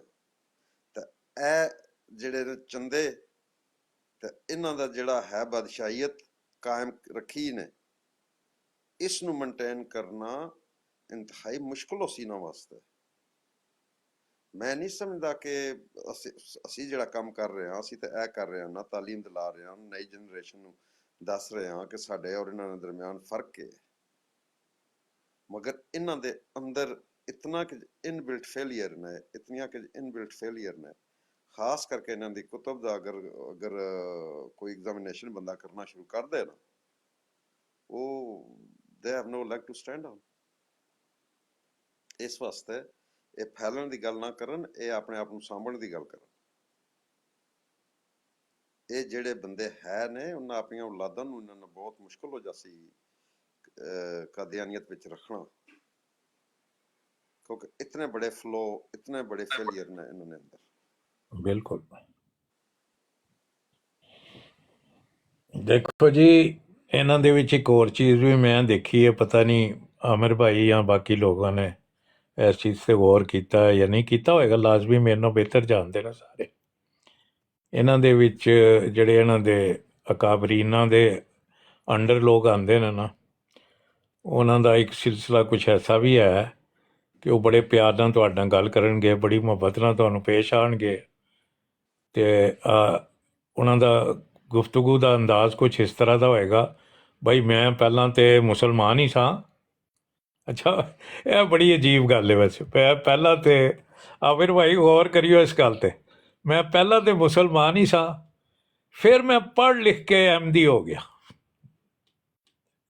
ਪਹਿਲਾਂ ਤਾਂ ਮੈਂ ਮੁਸਲਮਾਨ ਹੀ ਸਾਂ, ਫਿਰ ਮੈਂ ਪੜ੍ਹ ਲਿਖ ਕੇ MD ਹੋ ਗਿਆ, ਔਰ ਇਹੀ ਰਾਏ ਰਾਸਤੇ। ਅਤੇ ਉਹਨਾਂ ਨੂੰ ਅਗਰ ਸਵਾਲ ਕੀਤਾ ਜਾਏ ਕਿ ਤੁਸੀਂ ਕਿੱਥੇ ਕੀ ਪੜ੍ਹਿਆ ਸੀ ਜਿਹੜਾ ਤੁਹਾਡੇ ਜ਼ਿਹਨ 'ਚ ਆਇਆ ਕਿ ਵਾਕਈ ਤੁਸੀਂ ਗੁੰਮਰਾਹੀ 'ਚ ਹੋ, ਔਰ ਇਹ ਗਲਤੀ ਤੁਹਾਡੇ ਕੋਲ ਹੋਈ ਹੈ, ਤਾਂ ਤੁਸੀਂ ਇਹ ਕਾਦੀਆਨੀਅਤ ਦਾ ਜਿਹੜਾ ਵੀ ਜਿਹਨੂੰ ਆਪਣੇ ਵੱਲੋਂ ਇਸਲਾਮ ਕਹਿੰਦੇ ਉਹਦੇ 'ਚ ਆ ਗਏ ਹੋ। ਉਹ ਜਗ੍ਹਾ ਉਹ ਕਿਤਾਬ ਸਾਨੂੰ ਵੀ ਦਿਖਾਓ, ਉਹ ਚੀਜ਼ ਸਾਨੂੰ ਵੀ ਦੱਸੋ। ਉਹ ਫਿਰ ਕੀ ਦੱਸਣ ਤੁਹਾਨੂੰ, ਉੱਥੇ ਜਾਂਦੇ ਨੇ ਫਸ। ਸਜਾਏ ਹੁੰਦੇ ਨੇ ਨਾ ਬੜੀਆਂ ਕਿਤਾਬਾਂ ਰੱਖ ਕੇ। ਹਾਂਜੀ ਆਓ, ਆ ਜਾਓ ਮਾਈਕ ਲੈ ਲਓ। ਤਲਤ ਜ਼ੋਰ ਮਲਕ ਦੀ ਇਹ ਸਟੋਰੀ ਜਿਹੜੀ ਤੁਸੀਂ ਪੇ ਦੱਸਦੇ ਹੋ, ਸੇਮ ਇਹ ਅਲਫਾਜ਼ ਨੇ ਕਿ ਮੈਂ ਤਹਿਕੀਕ ਕਰਕੇ ਮਿਰਜ਼ਾਈ ਹੋਇਆ। ਪੁੱਛਿਆ ਵੀ ਕੀ ਤਹਿਕੀਕ ਕੀਤੀ ਆ? ਮਿਰਜ਼ਾ ਸਾਹਿਬ ਦੀ ਇੱਕ ਕਿਤਾਬ ਨਹੀਂ ਪੜ੍ਹੀ, ਕੋਈ ਰਸਾਲਾ, ਇਸ਼ਤਿਹਾਰ, ਮਜਮੂਆ, ਮਕਤੂਬਾਤ, ਕੱਖ ਨਹੀਂ, ਕਿਸੇ ਕਿਤਾਬ ਕੋਈ ਹਵਾਲਾ ਉਹਦੇ ਅੱਗੇ ਪੇਸ਼ ਕਰਿਓ। ਕਹਿੰਦਾ ਮੈਨੂੰ ਇਹਨਾਂ ਦਾ ਨਹੀਂ ਪਤਾ, ਮੈਂ ਮਿਰਜ਼ਾ ਸਾਹਿਬ ਦੀ ਕੋਈ ਕਿਤਾਬ ਨਹੀਂ ਪੜ੍ਹੀ। ਅੱਛਾ ਕੀ ਪੜ੍ਹਿਆ? ਕੁਰਾਨ ਪੜ੍ਹਿਆ। ਕੁਰਾਨ ਦੀ ਆਇਤ ਇੱਕ ਨਹੀਂ ਅੱਜ ਤੱਕ ਮੈਂ ਸੁਣੀ ਇੰਨੇ ਸਾਲਾਂ 'ਚ ਇਸ ਬੰਦੇ ਕੋਲੋਂ, ਗਾਲਾਂ ਸੁਣੀਆਂ ਨੇ। ਕੁਰਾਨ ਦੀ ਆਇਤ ਇੱਕ ਨਹੀਂ। ਕੱਲ ਸ਼ਾਮ ਨੂੰ ਮੈਨੂੰ ਪਿਆ ਕੇ ਭਾਈ ਅਸਲ ਗੱਲ ਹੈ ਮੈਂ ਪੜ੍ਹ ਲੈਣਾ ਵਾ, ਪਰ ਅਟਕ ਕੇ ਮੈਂ ਕੁਰਾਨ ਪੜ੍ਹਨਾ ਤੇ ਮੈਨੂੰ ਤੁਹਾਡੇ ਤੋਂ ਡਰ ਲੱਗਦਾ ਹੈ ਵੀ ਜੇ ਮੈਂ ਤੁਹਾਡੇ ਅੱਗੇ ਅਟਕ ਕੇ ਪੜ੍ਹਿਆ ਤੇ ਤੁਸੀਂ ਮੇਰੇ ਤੇ ਫਤਵਾ ਠੋਕ ਦੇਣਾ, ਤੁਸੀਂ ਆਣੇ ਨੂੰ ਕੁਰਾਨ ਵੀ ਨਹੀਂ ਪੜ੍ਹਨਾ ਹੁੰਦਾ। ਕਹਿੰਦਾ ਮੈਂ ਤਾਂ ਨਹੀਂ ਆਇਤ ਪੜ੍ਹਦਾ ਕੁਰਾਨ ਦੀ ਤੁਹਾਡੇ ਸਾਹਮਣੇ। ਕੁਰਾਨ ਦੀ ਆਇਤ ਨਹੀਂ ਪੜ੍ਹਨੀ ਆਉਂਦੀ, ਮਿਰਜ਼ਾ ਸਾਹਿਬ ਦੀ ਕਿਤਾਬ ਨਹੀਂ ਪੜ੍ਹੀ ਕੋਈ ਜ਼ਿੰਦਗੀ 'ਚ, ਤੇ ਤਹਿਕੀਕ ਕਰਕੇ ਮਿਰਜ਼ਾਈ ਹੋ ਗਿਆ। ਲਓ ਜੀ ਲਾਲੋ ਸਾਹਿਬ, ਇਹ ਜੇ ਤਹਿਕੀਕ ਦਾ ਨਿਚੋੜ। ਮੈਂ ਕਿਹਾ ਸਾਨੂੰ ਪਾਗਲਖਾਨੇ ਦੇ ਆ ਫਿਰ ਜੇ ਤੇਰੀ ਇਹ ਤਹਿਕੀਕ ਹੈ ਤੇ। ਮੈਂ ਅਮਰ ਭਾਈ ਉਹੀ ਕਰ ਰਿਹਾ ਸਾਂ ਕਿ ਜਿਸ ਬੰਦੇ ਨਾਲ ਮੇਰੀ ਇਹ ਗੱਲ ਹੋਈ ਸੀ ਨਾ, ਬੜਾ ਸ਼ਾਨਦਾਰ ਉਹਦੇ ਕੋਲ ਘਰ ਸੀ ਉੱਥੇ, ਇਹਨਾਂ ਦੇ ਕੋਲ ਹੀ, ਜ਼ਿਆਦਾ ਦੂਰ ਨਹੀਂ ਉੱਥੋਂ, ਪਟਨੀ ਤੋਂ ਉਹ ਜਗ੍ਹਾ। ਅਤੇ ਉਸ ਸ਼ਖਸ ਨੇ ਬੜੇ ਸਟਾਈਲ ਨਾਲ ਨਾ, ਬੜੇ ਬਿਹਤਰੀਨ ਕੱਪੜੇ ਛਪੜੇ ਪਾਏ ਹੋਣੇ, ਬੜਾ ਬਿਹਤਰੀਨ ਉਹਨੇ ਆਪਣਾ ਗਾਰਡਨ ਵੀ ਬਣਾਇਆ ਦਾ ਸੀ, ਉਹ ਵੀ ਉਹਨੇ ਮੈਨੂੰ ਦਿਖਾਇਆ, ਗੁਲਾਬ ਦੇ ਫੁੱਲ ਸ਼ੁੱਲ ਲਾਏ ਦੇ ਸਨ ਵਾਹਵਾ। ਅਤੇ ਮੇਰੀ ਉਹਨਾਂ ਨਾਲ ਬਸ ਇੱਕੋ ਹੀ ਬਹਿਸ ਸੀ। ਮੈਂ ਕਿਹਾ ਮੈਨੂੰ ਇਹ ਦੱਸੋ ਕਿ ਉਹ ਕਿਹੜੀ ਚੀਜ਼ ਹੈ ਜਿਹਨੇ ਤੁਹਾਨੂੰ ਕਨਵਰਟ ਹੋਣ 'ਤੇ ਮਜਬੂਰ ਕੀਤਾ। ਆਖਰ ਹੋ ਸਕਦਾ ਕੋਈ ਅਸੀਂ ਗਲਤੀ 'ਤੇ ਹੋਈ ਹੈ, ਸਾਨੂੰ ਕੋਈ ਗਲਤ ਚੀਜ਼ ਮਿਲੀ ਹੋਏ, ਉਹ ਕੁਰਾਨ ਸ਼ਰੀਫ 'ਚ ਜਾਂ ਕਿਸੇ ਕਿਤਾਬ 'ਚ ਜਿਹੜਾ ਤੁਸੀਂ ਪੜ੍ਹ ਕੇ ਕਨਵਰਟ ਹੋਏ ਹੋ, ਉਹ ਦਿਖਾਓ। ਅਤੇ ਉਹਦੇ 'ਚ ਵੀ ਉਹ ਬਸ ਫਿਰ ਸਮਾਈਲਾਂ ਅਤੇ ਯੈਸ ਐਂਡ ਨੋ ਵਾਲੀਆਂ ਗੱਲਾਂ ਕਰਕੇ ਅਤੇ ਜਾਨ ਬਚਾਉਂਦੇ ਸਨ ਪਏ। ਐਂਡ 'ਚ ਮਸਲਾ ਪਤਾ ਕੀ ਸੀ? ਉਹ ਸ਼ਖਸ ਆਇਆ ਸੀ ਸ਼ਾਦੀ ਕਰਕੇ ਇੱਕ ਐਸੀ ਖਾਤੂਨ ਨਾਲ ਜਿਹੜੀ ਜੰਮੂ ਦੀ ਰਹਿਣ ਵਾਲੀ ਸੀ। ਸਰ ਜੰਮੂ ਮਤਲਬ ਯਾਨੀ ਕੈਸਰ ਇੰਡੀਆ। ਸਾਹਿਬ ਦੀ ਕਾਲ ਚੁੱਕ ਲਾ, ਮਤਲਬ ਕੈਸਰ ਸਾਹਿਬ ਨੇ, ਸੌਰੀ ਕੈਰੀ ਆਨ ਜਨਾਬ। ਕੀਤਾ ਮੈਨੂੰ। ਉਹ ਸ਼ਖਸੀਅਤ ਜਿਹੜੀ ਸੀ, ਖਾਤੂਨ ਜਿਹੜੀ ਸੀ, ਉਹ ਕਿਸੇ ਮਾਲਦਾਰ ਪਿਓ ਦੀ ਧੀ ਸੀ। ਇਹ ਵਿਚਾਰੀ ਮੇਰੇ ਅੰਦਰ ਬੜੀ ਕਾਲੀ ਸਿਆਹ ਜਿਹੀ ਸੀ। ਅਤੇ ਉਹ ਕਨਵਰਟ ਇਸ ਮਾਰਿਆ ਹੋਏ ਸਨ ਕਿ ਉਹਨਾਂ ਦੀ ਕੁਛ ਜਾਇਦਾਦ ਸੀ ਇੰਗਲੈਂਡ ਦੇ ਵਿੱਚ। ਉਹੀ ਜਿਹੜਾ ਮੈਂ ਘਰ, ਉਹ ਜਿੱਥੇ ਉਹ ਸ਼ੈਲਫਾਂ ਦੇਖੀਆਂ, ਜਿੱਥੇ ਉਹ ਕਿਤਾਬਾਂ ਪਈਦੀਆਂ ਜਿਹੜੀਆਂ ਉਹਨਾਂ ਨੇ ਕਦੀ ਖੋਲ੍ਹ ਕੇ ਸਹੀ ਤਰ੍ਹਾਂ ਪੜ੍ਹੀਆਂ ਵੀ ਨਹੀਂ, ਫੁੱਟ ਕੇ ਰੱਖ ਚੜ੍ਹਦੇ ਹੋਣਗੇ। ਮੈਂ ਨਹੀਂ ਕਹਿੰਦਾ ਉਹ ਗੰਦੀਆਂ ਸਨ ਪਈਦੀਆਂ, ਲੇਕਿਨ ਕਦੀ ਨਹੀਂ ਪੜ੍ਹੀਆਂ। ਮੈਂ ਕਿਹਾ ਇਹਦੇ 'ਚੋਂ ਕੋਈ ਕੱਢ ਕੇ ਦਿਖਾ ਦਿਓ, ਕੁਛ ਕਰੋ। ਲੇਕਿਨ ਉਹ ਕੀਤਾ ਹੋਏ ਤੇ ਕੁਛ ਕਰਨ ਨਾ। ਅਤੇ ਆਖਰ ਉਹ ਜਿਹੜੇ ਬੜੀ ਦੇਰ ਤੱਕ ਬਹਿਸ ਹੁੰਦੀ ਰਹੀ, ਅਤੇ ਫਿਰ ਉਹ ਵਿਚਾਰੀ ਬੀਬੀ ਬੋਲੀ, ਕਹਿੰਦੀ ਇਹ ਮੇਰੇ ਪਿਓ ਦਾ ਵਕਾਲ ਸੀ ਅਤੇ ਮੇਰੇ ਨਾਲ ਵਿਆਹ ਕਰਨਾ ਸੀ ਇਹਨੇ, ਇਸ ਬਾਰੇ ਕਾਦੀਆਨੀ ਹੋਇਆ ਸੀ। ਉਹ ਗੁੱਸੇ 'ਚ ਕਹਿ ਗਈ, ਕਸਮ ਨਾਲ ਆਮਿਰ ਭਾਈ ਮੈਂ ਝੂਠ ਨਹੀਂ ਬੋਲਦਾ ਪਿਆ। ਮੈਂ ਹੱਸਦਾ ਕੇ ਬਾਹਰ ਆ ਗਿਆ। ਕੀ ਆਖੇ ਬੰਦਾ? ਉਹ ਕੋਈ ਐਵੇਂ ਦੀ ਕਮੀਰ ਦੀ ਸਾਨੂੰ ਵੀ ਲੱਭਦੇ ਹੋ। ਮਸੂਦ ਸਾਹਿਬ ਤੁਸੀਂ ਅਸੀਂ ਵੀ ਐਵੇਂ ਦੀ ਹੋਈ ਜਾਂਦੇ 83 ਤੋਂ ਨਾ ਮੈਂ ਜਰਮਨੀ ਜਾਂਦਾ ਰਿਹਾ। ਜਰਮਨੀ ਮੇਰਾ ਬੜੇ ਚੱਕਰ ਲੱਗੇ ਨਾ, ਸਟੂਡੈਂਟ ਸੀ ਮੈਂ ਤੇ ਸਾਡੇ ਕੋਲ ਤੇ ਕਦੀ ਆਏ ਨਹੀਂ ਜੀ। ਅੱਛਾ ਮੈਂ ਸਟੂਡੈਂਟ ਸੀ ਤੇ ਉੱਥੇ ਤੁਸੀਂ ਜਾਓ ਨਾ, ਉੱਥੇ ਦਾ ਐਸਾ ਕਲਚਰ ਹੈ, ਮੁਸਲਮਾਨ ਹੈ, ਕਾਦੀਆਨੀ, ਇਹ ਸਾਰੇ ਇਕੱਠੇ, ਬੜੇ ਮਿਲਣ ਜੁਲਣ ਇਹਨਾਂ ਦਾ ਤੇ ਸਭ ਕੁਛ। ਬਹੁਤ ਸਾਰੇ ਮੁਸਲਮਾਨ ਹਨ ਜਿਹੜੇ ਉਹ ਕੀ ਕਰਦੇ ਨੇ, ਇਹ ਲਾਹੌਰੀ ਗਰੁੱਪ ਨੂੰ ਜੁਆਇਨ ਕਰ ਦਿੰਦੇ ਨੇ। ਲਾਹੌਰੀ ਗਰੁੱਪ ਵਾਲੇ ਇਹਨਾਂ ਨੂੰ ਪੇਪਰ ਦੇ ਦੇਣੇ ਸਨ। ਉਸ ਦੌਰ ਦੀ ਗੱਲਾਂ ਮੈਂ ਕਰ ਰਿਹਾ, 80s 90s ਦੀਆਂ। ਹੁਣ ਤੇ ਸਿਚੁਏਸ਼ਨ ਬਹੁਤ ਮੁਖਤਲਿਫ ਹੈ। ਤੇ ਉਹ ਜਿਉਂ ਹੀ ਉਹਨਾਂ ਦੇ ਪੇਪਰ ਪਾਸ ਹੋ ਜਾਣ ਜਾਂ ਫੇਲ ਹੋ ਜਾਣ, ਜੋ ਵੀ ਉਹਨਾਂ ਦਾ ਰਿਜ਼ਲਟ ਨਿਕਲ ਆਵੇ ਨਾ, ਉਹ ਫਿਰ ਵਾਪਸ ਕਲਮਾ ਪੜ੍ਹ ਲੈਂਦੇ ਸੀ। ਐਵੇਂ ਬੜੀ ਚੀਜ਼ ਤੱਕੀ ਹੈ ਜਰਮਨੀ ਦੇ ਵਿੱਚ। ਮੈਂ ਅਰਜ਼ ਕਰਾਂ ਇੱਥੇ ਵੀ ਰਹਿੰਦੇ ਨੇ ਲਾਹੌਰੀ ਗਰੁੱਪ ਦੇ ਕਾਫੀ ਲੋਕ ਜਿਹੜੇ ਸਾਊਥ ਅਮਰੀਕਾ ਤੋਂ ਆਏ ਦੇ ਨੇ। ਉਹ ਸੁਰੀਨਾਮ ਇੱਕ ਇਲਾਕਾ ਹੈ, ਉੱਥੇ ਕਦੀ ਇਹ ਗਏ ਸਨ, ਪਹਿਲਾਂ ਪਹੁੰਚ ਗਏ ਸਨ। ਇਹਨਾਂ ਨੇ ਕਾਫੀ ਲੋਕਾਂ ਨੂੰ ਉੱਥੇ ਕਾਦੀਆਨੀ ਕਰ ਲਿਆ ਸੀ। ਬਾਅਦ ਦੇ ਵਿੱਚ ਕੋਈ ਸਾਡੇ ਇਮਾਮ ਵੀ ਗਏ ਅਤੇ ਉਹਨਾਂ ਨੇ ਜਾ ਕੇ ਉਹਨਾਂ ਨੂੰ ਵਾਪਸ ਤਾਲੀਮ ਦੇ ਕੇ ਸਿੱਧਾ ਕੀਤਾ, ਅਤੇ ਕੁਛ ਰਹਿ ਗਏ ਵਿੱਚੋਂ। ਉਹ ਜਿਹੜੇ ਰਹਿ ਗਏ ਦੇ ਨੇ ਉਹ ਚੂੰਕਿ ਹਾਲੈਂਡ ਦੀ ਕਲੋਨੀ ਸੀ, ਅਤੇ ਉਹ ਇਸ ਬਾਰੇ ਉਹ ਜਦੋਂ ਹਾਲੈਂਡ ਨੇ ਉਹਨਾਂ ਨੂੰ ਇੰਡੀਪੈਂਡੈਂਸੀ ਦਿੱਤੀ, ਉਹ ਲੋਕ ਇੱਧਰ ਆ ਗਏ। ਉਹ ਅੱਜ ਕੱਲ੍ਹ ਇੱਕ ਕਾਫੀ ਮਿਕਦਾਰ 'ਚ ਇੱਥੇ ਰਹਿੰਦੇ ਨੇ। ਇੱਕ ਤੇ ਉਹ ਮਿਰਜ਼ਾ ਬਾਬਾ ਹਾਂਜੀ ਜੀ ਲੋਕ ਕੇਸ ਬਾਬਾ ਜੀ ਲੰਡਨ ਤੋਂ ਹਾਂਜੀ, ਅਤੇ ਪੂਰਾ ਇਹ ਪੂਰਾ ਜਿਹੜੇ ਪਿੰਡ ਉਹਨਾਂ ਮੁਸਲਮਾਨ ਕਰ ਲਿਆ ਸੀ ਵਾਪਸ। ਜੀ ਜੀ ਜੀ ਹਾਂ, ਅਤੇ ਇਹ ਜਿਹੜੇ ਨੇ ਨਾ, ਇਹ ਜਿੰਨੇ ਵੀ ਕਾਦੀਆਨੀ ਉਸ ਤਰ੍ਹਾਂ ਦੇ ਨੇ, ਉਹ ਇਹਨੂੰ ਮਿਰਜ਼ੇ ਨੂੰ ਨਬੀ ਨਹੀਂ ਮੰਨਦੇ। ਉਹਨੂੰ ਕੁਛ ਹੋਰ ਮੁਜੱਦਦ ਦਾ ਨਾਮ ਦਿੰਦੇ ਨੇ, ਕੁਛ ਐਸਾ ਕਹਿੰਦੇ ਨੇ। ਅਤੇ ਉਹ ਉਹਨਾਂ ਨੂੰ ਜਦੋਂ ਦੱਸਿਆ ਜਾਏ ਨਾ, ਤਫਸੀਲ ਬਿਆਨ ਕੀਤੀ ਜਾਏ, ਅਤੇ ਉਹਨਾਂ 'ਚੋਂ ਬਾਅਦ ਆਪਣੇ ਆਪ ਹੀ ਕਨਵਰਟ ਹੋ ਜਾਂਦੇ ਜੇ, ਜਿਹੜੇ ਅੱਜ ਕੱਲ੍ਹ ਦੇ ਉਹਨਾਂ ਦੇ ਬੱਚੇ ਨੇ। ਜੀ ਜੀ ਲੇਕਿਨ ਉਹ ਜਿਹੜੇ ਪੁਰਾਣੇ ਨੇ ਨਾ, ਉਹ ਉਸੇ ਹੀ ਲਾਈਨ 'ਤੇ ਰਹਿੰਦੇ ਨੇ, ਹੂੰ। ਉਹ ਨਹੀਂ ਕਨਵਰਟ ਹੁੰਦੇ। ਲੇਕਿਨ ਬੜੀ ਤੇਜ਼ੀ ਨਾਲ ਉਹ ਲੋਕ ਆਪਣੇ ਆਪ ਨੂੰ ਬਸ ਉਹ ਇਹ ਕਹਿੰਦੇ ਨੇ ਹਮ ਸਭ ਮੁਸਲਮਾਨ ਹੈ ਔਰ ਸਾਡਾ ਇੱਕੋ ਹੀ ਦੀਨ ਹੈ ਇਸਲਾਮ, ਅਤੇ ਕੋਈ ਨਹੀਂ ਦੂਸਰੀ ਚੀਜ਼। ਅਤੇ ਉਹ ਫਿਰ ਮਿਰਜ਼ਾ ਸਾਹਿਬ ਨੂੰ ਵੀ ਵਿੱਚੋਂ ਕੱਢ ਦਿੰਦੇ। ਅਤੇ ਇਹ ਤਾਂ ਬੜੀ ਅੱਛੀ ਗੱਲ ਹੈ। ਔਰ ਨੀਅਰ ਫਿਊਚਰ ਨਜ਼ਰ ਵੀ ਇਹੀ ਆ ਰਿਹਾ ਕਿ ਬਹੁਤ ਸਾਰੇ ਲੋਕ ਜਿਹੜੇ ਨੇ ਆਟੋਮੈਟਿਕ ਰਾਏ ਰਾਸਤੇ ਆਉਣਗੇ। ਪਰ ਲਾਲਚੀ ਇਨਸਾਨ ਤੇ ਚਾਹੇ ਮੁਸਲਮਾਨ ਵੀ ਹੋਏ, ਅਗਰ ਉਹਦੇ 'ਚ ਲਾਲਚ ਹੈ, ਉਹ ਸਹੀ ਮੁਸਲਮਾਨ ਤੇ ਨਹੀਂ ਹੈ ਨਾ। ਉਹ ਤੇ ਫਿਰ ਆਪਣੇ ਲਾਲਚ ਨੂੰ ਅਪੀਲ ਕਰਦਾ, ਉਹਦੇ ਪਿੱਛੇ ਹੀ ਦੌੜਦਾ। ਉਹ ਕੋਈ ਵੀ ਹੋਏ, ਕਿੰਨਾ ਵੀ ਆਪਣੇ ਆਪ ਨੂੰ ਕਿਉਂ ਨਾ ਉਹ ਦੀਨੀ ਇਤਬਾਰ ਨਾਲ ਪਰੇ ਰੱਖੇ ਸਾਰੀਆਂ ਚੀਜ਼ਾਂ ਤੋਂ, ਉਹ ਜਦੋਂ ਉਹਦੇ 'ਚ ਲਾਲਚ ਆ ਜਾਏਗਾ ਨਾ, ਅਤੇ ਉਹ ਫਿਰ ਦੀਨ ਦੀ ਉਹਦੀ ਨਜ਼ਰ 'ਚ ਉਹ ਚੀਜ਼ ਹੀ ਨਹੀਂ ਰਹਿੰਦੀ। ਇਹ ਸਾਰਾ ਲਾਲਚ ਦਾ ਹੀ ਸਿਲਸਿਲਾ ਹੈ, ਜਿਹਦੀ ਵਜ੍ਹਾ ਨਾਲ ਫਿਤਨੇ ਪੈਦਾ ਹੁੰਦੇ ਨੇ। ਔਰ ਇਹ ਫਿਤਨਾ ਵੀ ਲਾਲਚ ਦੀ ਵਜ੍ਹਾ ਨਾਲ ਹੀ ਪੈਦਾ ਕਰਵਾਇਆ ਅੰਗਰੇਜ਼ਾਂ ਨੇ। ਔਰ ਅੱਜ ਸਾਡੇ ਸਾਹਮਣੇ ਹੋਵੇ, ਸਾਨੂੰ ਇੱਕ ਇੱਕ ਚੀਜ਼ ਸਾਫ਼ ਨਜ਼ਰ ਆਉਂਦੀ ਹੈ। ਹੁਣ ਤਾਂ ਸ਼ੁਕਰ ਹੈ ਖੁਦਾ ਦਾ ਕਿ ਇਹ ਅਯਾਂ ਹੋ ਗਏ ਨੇ। ਪਹਿਲਾਂ ਤਾਂ ਅਯਾਂ ਹੀ ਨਹੀਂ ਸਨ ਹੁੰਦੇ, ਮੀਸਨੇ ਬਣੇ ਰਹਿੰਦੇ ਸਨ। ਅਤੇ ਐਸੇ ਮਾਰਿਆਂ ਮੈਂ ਆਪਣੇ ਆਮਰ ਭਾਈ ਨਾਲ ਦਰਖਾਸਤ ਕੀਤੀ ਸੀ ਕਿ ਉਹ ਦੱਸਣ ਕਿ ਕਿਹੜੇ ਵੇਲੇ ਕਿਉਂ ਕਿਸ ਵਕਤ ਇਹ ਕੰਮ ਜਿਹੜਾ ਇਹ ਅਯਾਂ ਹੋਇਆ ਕਿ ਖੁੱਲ੍ਹ ਕੇ ਸਾਹਮਣੇ ਆਏ। ਵਰਨਾ ਤਾਂ ਇਹਨਾਂ ਨੇ ਸਾਹਮਣੇ ਨਹੀਂ ਸੀ ਆਉਣਾ। ਇਸ ਤਰ੍ਹਾਂ ਹੀ ਛੁਪੇ ਟੁਕੇ ਆਪਣੇ ਹਿਸਾਬ, ਕਦੀ ਉੱਥੇ ਜੰਨਤ ਬਕੀ ਬਣਾ ਲਈ, ਕਦੀ ਇੱਧਰ ਇਸਲਾਮਾਬਾਦ ਬਣਾ ਲਿਆ, ਕਦੀ ਉੱਧਰ, ਆਪਣੀ ਪਬਲਿਕ ਨੂੰ ਦੱਸਣ ਲਈ। ਹੁਣ ਅੰਗਰੇਜ਼ ਤੇ ਹੱਸਦੇ ਨਹੀਂ ਨਾ। ਜਦੋਂ ਤੁਸੀਂ ਉਸ ਇੰਗਲਿਸ਼ ਇਲਾਕੇ ਜਾਂਦੇ ਹੋ, ਉਹਦਾ ਇੱਕ ਇੰਗਲਿਸ਼ ਨਾਂ ਹੈ, ਉਹਨੂੰ ਤੁਸੀਂ ਕਹੋ ਮੈਨੂੰ ਇਸਲਾਮਾਬਾਦ ਲੈ ਜਾ, ਕਿਸੇ ਟੈਕਸੀ ਵਾਲੇ ਨੂੰ, ਉਹ ਤਾਂ ਕਹੇਗਾ ਕੋਈ ਪਾਗਲ ਹੈ, ਕਹੇਗਾ ਜਾਂ ਨਹੀਂ ਕਹੇਗਾ। ਜੀ ਜੀ ਹੂੰ। ਅਤੇ ਉਹ ਉੱਥੇ ਇਨਸਾਨ ਨੂੰ ਪਤਾ ਲੱਗ ਜਾਂਦਾ ਕਿ ਕਿੰਨੀ ਜਹਾਲਤ ਹੈ, ਕਿਸ ਹੱਦ ਤੱਕ ਜਹਾਲਤ ਹੈ। ਪਰ ਕੀ ਕੀਤਾ ਜਾਏ, ਉਹ ਬੰਦੇ ਥੋੜ੍ਹੀ ਰਹਿਣਾ ਗੱਲਾਂ ਨੂੰ। ਦੇਖੋ ਇਹਨਾਂ ਦਾ ਜਿਹੜਾ MTA ਚੈਨਲ ਹੈ, ਹੁਣ ਤੁਸੀਂ ਚੈੱਕ ਕਰ ਲਓ ਕਿਤਨੀ ਵਿਊਇੰਗ ਹੈ ਉਸਦੀ। ਇਹ ਅਗਰ ਇਤਨੇ ਕਰੋੜਾਂ ਵਿੱਚ ਹੋਣ ਤਾਂ ਉਸਦੀ ਵਿਊਇੰਗ 4-5 ਬੰਦਿਆਂ ਤੋਂ ਜ਼ਿਆਦਾ ਕਦੇ ਨਹੀਂ ਹੋਈ।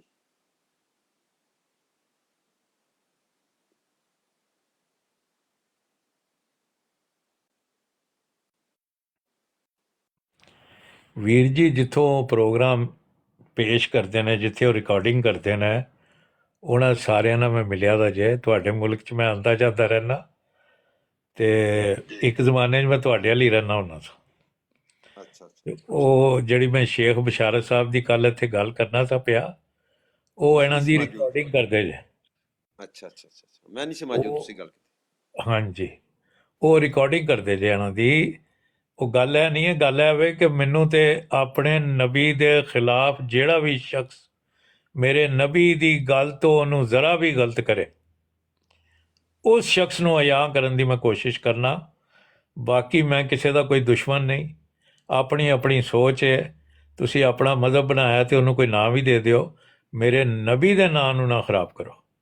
ਮੇਰੀ ਇਹ ਸਿਰਫ ਹੈ, ਕਿਉਂਕਿ ਉਹਨਾਂ ਨੇ ਆਪਣੇ ਪੇਟ 'ਤੇ ਪੱਥਰ ਬੰਨ੍ਹ ਕੇ ਸਾਡੇ ਲਈ ਆਪਣੀਆਂ ਕੁਰਬਾਨੀਆਂ ਦਿੱਤੀਆਂ ਨੇ। ਮੇਰੇ ਨਬੀ ਨੇ ਕਿਹੜੇ ਕਿਹੜੇ ਜ਼ੁਲਮ ਨਹੀਂ ਬਰਦਾਸ਼ਤ ਕੀਤੇ ਇਸ ਦੀਨ ਨੂੰ ਸਾਹਮਣੇ ਲਿਆਉਣ ਲਈ। ਔਰ ਇਹ ਦੀਨ ਜਿਸ ਤਰ੍ਹਾਂ ਖੁੱਲ੍ਹ ਕੇ ਸਾਹਮਣੇ ਆਇਆ ਸੀ, ਉਸ ਲਈ ਕਿੱਥੇ ਸੁੱਤੇ ਦੇ ਸਨ ਇਹ ਸਾਰੇ ਲਾਲਚੀ ਲੋਕ, ਕਿੱਥੇ ਗਏ ਦੇ ਸਨ। ਅਤੇ ਇਹ ਸਾਰੀ ਗੱਲ ਜਿਹੜੀ ਹੈ ਨਾ, ਇਹ ਸਿਰਫ ਲਾਲਚ ਦੀ ਹੈ ਔਰ ਲਾਲਚ ਕੋਲੋਂ ਅੱਲਾ ਹਰ ਕਿਸੇ ਨੂੰ ਪਰਹੇਜ਼ ਕਰਨ ਦੀ ਤੌਫੀਕ ਅਤਾ ਫਰਮਾਏ। ਆਮੀਨ ਸੁਮਾ ਆਮੀਨ। ਔਰ ਇਹ ਤੇ ਨਿਹਾਇਤ ਹੀ ਜਹਾਲਤ ਹੈ।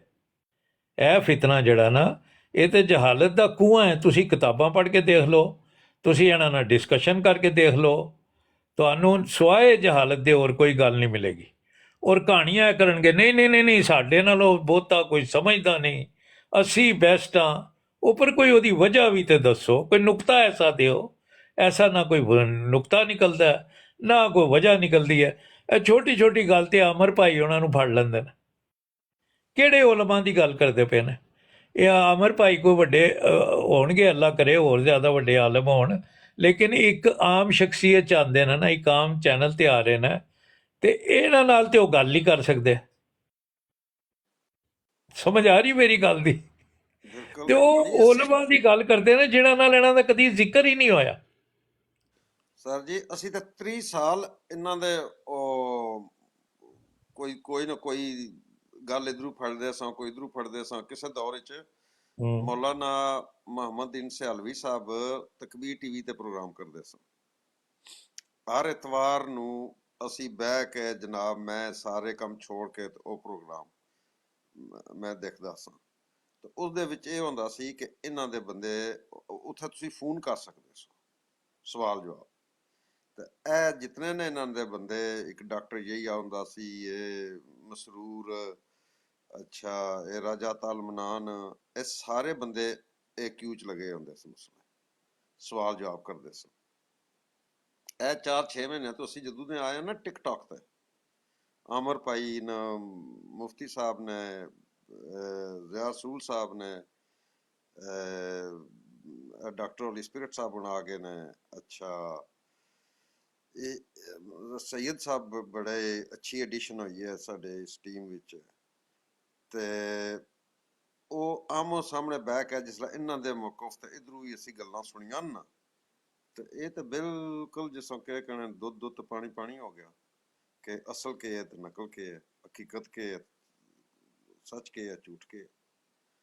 ਤੇ ਇਹ ਚੀਜ਼ ਹੈ ਜਿਹੜੀ ਟਿਕਟੌਕ, ਮੇਰੇ ਖਿਆਲ ਵਿੱਚ ਇਸ ਤਰ੍ਹਾਂ ਦਾ ਸੋਸ਼ਲ ਮੀਡੀਆ ਫੋਰਮ ਜਿਹੜੇ ਬੰਦੇ ਇਸਤੇਮਾਲ ਕਰਨ ਵਾਲੇ ਨੇ, ਉਹਨਾਂ ਵਾਸਤੇ ਇਤਨਾ ਮੁਸ਼ਕਿਲ ਨਹੀਂ ਹੈ ਇਸ ਚੀਜ਼ ਨਾਲ ਫੈਸਲਾ ਕਰਨਾ ਕਿ ਹੱਕ ਔਰ ਬਾਤਲ ਦੇ ਦਰਮਿਆਨ ਕੀ ਫਰਕ ਹੈ, ਮੇਰੇ ਖਿਆਲ